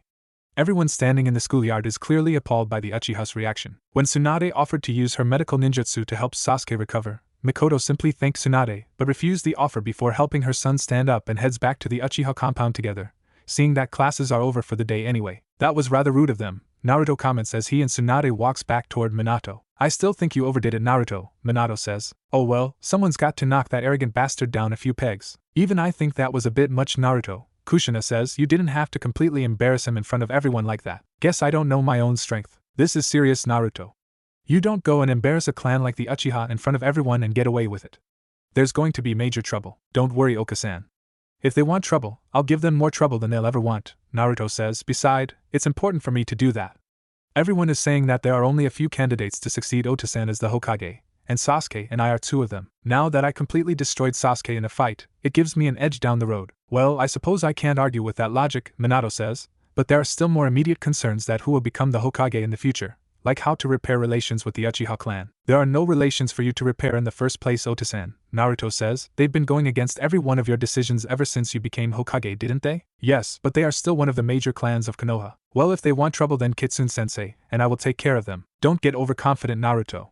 The Uchiha clan is at worst an even match for all of us combined, Kyuubi says, and if they truly are the master of the Sharingan like they claim to be, then we will be at a definite disadvantage. Anyway, are there more interesting matches? Minato says before their discussion starts to draw interest. No, not really. You guys miss most of the fights, Naruto says, so I guess school is over for the day, right? Kushina says, so let's go home already. Yes, we still have many things to discuss, Minato, Kyuubi says, glancing over at the tree where the kunoichi was glaring at Naruto. With most of the children having already gone through the sparring session for the day, the crowd gathered in the yard starts to thin out. The group heads out along with everyone else after Tenten and Temari have joined them. When they are almost back to the Namikaze compound, Kyuubi suddenly grabs a hold of Naruto and takes out 2 shuriken from his weapons pouch and fires them into a tree to the side. There are 2 loud clanks as the shuriken are deflected and a shadow jumps out of the tree, attempting to attack the Kyuubi. Before they can exchange blows, however, Minato moves in and stops the kunoichi. Enko, what are you doing? Hokage-sama, he attacked me. The way you were perched on that tree and with your glare on Naruto, I could have sworn you're the one who's looking for a chance to attack. Is what Kitsune said true? Minato asks. What's going on here? I think I can answer that, Naruto says. The moves I used to beat Sasuke, at least the first part of it, was Enkone-chan's Hibi no Mai. I saw her practicing with it once, then I got overexcited against Sasuke and used it without thinking. Not only did you spy on me, you stole my moves and actually have the gall to use them without my permission. Enko says, I never used those moves in battle. Now everyone will think that I got them from you. Well, there's a simple solution to that, Minato says. I'll have you train Naruto, then you can tell everyone you are the one that taught him the Hibi no Mai. After all, Naruto's form is still rather rough around the edges. Since you created it, and he learned the basics of it already, it shouldn't be too difficult for him to improve. You're allowing me to teach someone, Hokage-sama? I don't see why not. After all, you are a perfectly loyal shinobi and I know you can be a perfectly capable instructor if given the chance. But the council, well, I guess you'll just have to do such a good job that they can't complain about it. Minato says, you don't have any problem with that arrangement, right, Hayashi? No, I have no complaints at all. In fact, I would like for her to teach Hinata the same style. With her flexibility, the style would complement her Juken style very well. Actually, I was hoping to ask if she would teach Kaneko-chan as well. You don't have any problems with that, do you, Enko? No. Of course not. Enko says, I won't let you down, Hokage-sama. Thank you so much. Through their training with Enko, Naruto, Yujito, and Hinata's taijutsu ability improved greatly. Though unconventional and oftentimes almost impossibly harsh, Enko's training did produce the desired result. During the first part of training, Enko would have the 3 children go through stretching exercises in order to increase their flexibility. On the first few days, the 3 children would return home needing medical help from Shizen and Tsunade to treat all the different strains and sometimes torn muscles until they adjusted to the trainings. The second part of the training involved Enko going through the concepts behind the style, and occasionally, she would bring actual snakes to training in order for the children to observe the snake's movement. Also during this stage, Naruto and Yujito would sometimes teach Gaara about the style and help him incorporate the concepts into the use of his sand. It's after the 3 children have mastered the first 2 steps that Enko decided to teach them the actual stance and movements of the Hibi no Mai. On the side, the brash Tokubetsu Jounin would try to work on building Hinata's confidence. On one occasion, Hanabi, after finding out that Hinata has a new instructor, demanded that she be trained by Enko as well, only to completely give up a month later due to the harshness of the training. When Enko brought up that point a few days later, Hinata would meekly point out that Enko had been especially harsh on Hanabi after getting upset at the little girl's attitude. From that day on, whenever Enko brings Hanabi's training up again, Hinata's response got fiercer and fiercer until even Naruto and Yujito were shocked by the often shy girl. Of course, the confidence only stayed in the training ground, as Hinata would return to her usual timid self when training ended for the day, a fact that vexed Enko to no end. The entire training spanned just about a year, after which Enko decided to let the children work through the rest by themselves, using their unique traits to develop the style into something that belongs only to them. While the 3 children were training under Enko, Kyuubi took Ginkgo back to the demon world to further her training per Ginkgo's request. Ginkgo felt that the academy was not teaching her anything capable of assisting Naruto in the future. The taijutsu taught at the academy is completely useless once the trainees become full-fledged ninjas, and the basic jutsus, Kawarimi no Jutsu, Henji no Jutsu, and Bunshin no Jutsu can easily be duplicated with her demon powers, as proven with the human form clone that Ginkgo has been using. Being a relatively young demon herself, she also felt that she should learn about the inner workings of the demon world to prepare for the day Naruto finally takes over for her father. Also during this period, the Namake's household receives a surprise after one of Kushina's checkups. What do you mean the family is getting a new member? Calm down, Naruto, Minato says. I thought you would want a sibling. A sibling? Oh, so I'm not getting another wife? Naruto says. That would mean mom's pregnant? That's right, Naruto-kun, Kushina says as she walks down the staircase. Mom! You shouldn't be moving around like this. Oh, calm down, Naruto. I can move about just fine. But, she's right, Naruto. Just because Kushina's pregnant it doesn't mean she should be stuck in bed all day, Tsunade says, coming downstairs. In fact, a moderate amount of exercise will do both her and the baby some good. Well, if you say so, Tsunade-bachan. Regardless, you should be a bit more careful, Kushina. You're really just around the time when it would start to get dangerous to have a baby, and your coma spell before doesn't help things at all. You worry too much, Tsunade-bachan. Quit fooling around, Kushina. I am serious. Don't worry, Tsunade-bachan. Dad and I will keep a close eye on Mom, Naruto says. I won't let anything happen to Mom. On the academic side, the three children have no problem breezing through the classes. During the spars, they would be amongst those who are the most impressive. Coincidentally, with the students divided into two groups, one with only male students and the other with only female students, Sasuke is never paired up with either Gaara or Naruto, but all the opponents he did face would invariably require medical attention after the match. Sasuke is getting more and more violent, Naruto says. You do know that the two of you are his real targets, right? Yujito says. He's only doing this because he thinks the teachers would have to put him against either one of you eventually just to minimize damage. Still, he is starting to become out of control, Naruto says. The only reason I don't want to put him in his place is to avoid letting him know just how much stronger I am. I suppose he is not someone who take defeats well. Not someone who is likely to give up on what they want either by the looks of it, Yujito says. Well, we can't worry about him now. Let's go. Naruto, I challenge you to a spar. Sorry, Sasuke, I'm not interested. Are you scared? Think what you want. Gaara, Yugtito-chan, let's go home. The moment the group turns their back to Sasuke, the Uchiha goes through several hand seals and performs the Katon, Gakkaku no Jutsu. Before the fireball finds its mark, a wall of sand suddenly appears between the attack and its target. Everyone in the schoolyard has to shield their eyes from the swirling flames so no one saw how Naruto bursts through the fire and punches Sasuke in the stomach, sending him into the trees. Only the loud cracks as a tree falls to the ground giving everyone a clue what had happened. Before Yujito can move in to stop Naruto, he is already running after Sasuke, the blade of his kunai glistening in the sun. Eyes widening in fear, Sasuke can only crawl backward, desperately trying to get away from Naruto. An arm reaches out and grabs hold of Naruto's wrist just before he can drive the kunai into Sasuke's chest. I know Sasuke attacked you and your friends when your backs were turned, but it doesn't warrant killing him, Naruto, Irika says. Sasuke, this is your last warning. Naruto growls, if you ever try to hurt any one of my friends again, not a person in this world can stop me from killing you. Come on, Naruto-kun, let's just go home, Yujito says, tugging Naruto's sleeves. Giving Sasuke one last glare, Naruto puts the kunai away and leaves the schoolyard with Gaara and Yujito flanking his side, trying to prevent him from going after Sasuke again. At the entrance, the group spots Mikoto, who saw everything that transpired and has an apologetic look on her face. Ignoring her, Naruto simply stomps off toward the Namake's compound while Yujito and Gaara stop briefly to show the wife of the Uchiha clan head the proper respect. When the pair finally catches up to Naruto, they find the boy standing outside the door to the mansion. Naruto-kun? Don't worry, Yujito-chan. I'm just trying to calm myself, Naruto says. Mom is pregnant. It won't do to scare her by slamming the door. Naruto-kun, I know Sasuke is a jerk and all, but I have a feeling that you seem to get angry for every little thing he does. Attacking us for no reason isn't a little thing, Yujito-chan, Naruto says. However, you know very well that the attack will do us no harm, Gaara says as he walks past them and enter the building. If I don't stop him now, what's to stop him when he does have the power? I guess you do have a point there. We are not going to pass judgment on you, Naruto. I'm sure you know what's best. I decided to stay here instead of returning to Suna because you are someone I can trust my life with. Thanks, Yujito-chan. Thank you, Gaara. Now what are you kids standing around in the hall for? Come in, Kushina says from the living room. We were just talking, Mom. Oh. Something you don't want me to hear? Kushina teases. No. That's not it. I'm just kidding, dear. Why are your clothes singed? This is just from a little spar. Naruto. What are you hiding? Sasuke attacked us with a Gakkaku no Jutsu in the schoolyard, Kushina-sama. Yujito-chan, Naruto hisses. He did what? Don't worry about it, Mom.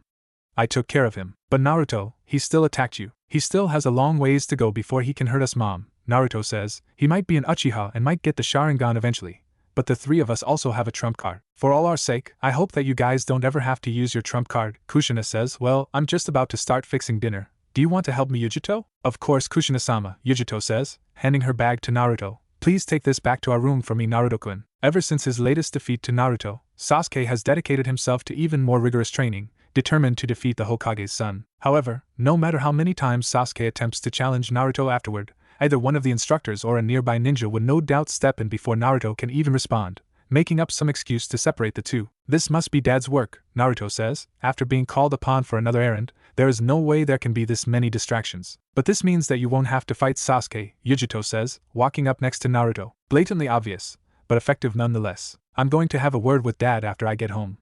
The excuses are sounding more and more ridiculous every day. Suddenly, a person walks out of a side street and stops right in front of Naruto. Shocked by the sudden entrance, the three young ninja in training leap backward and reach for their weapon pouch. Naruto-san, may I have a word with you? Mikoto-san? Is something the matter? It's about Sasuke as well as the Uchiha clan. Why talk to me about your clan, Mikoto-san? It's not something I should talk to Hokage-sama about, at least not at this moment. Should Gaara and I go on ahead? Yujito asks, tugging on Naruto's sleeve. Well, no, it's all right. They can stay. What do you want to tell me, Mikoto-san? I want to ask you to pretend to lose a match against Sasuke. What? Naruto screams before quickly regaining his composure. My apologies, Mikoto-san. I understand that you want to see Sasuke succeed, but I can't do it. This is beyond just a rivalry between you and my son Naruto-san. Fugaku has been behaving strangely recently. I think he is plotting something, and ever since Itachi's death he has been dedicating more time to his plan, Mikoto says. I don't know what he's planning, but from his behaviors since he saw Sasuke's defeat at your hands, I'm worried that his plans means harm to Konoha.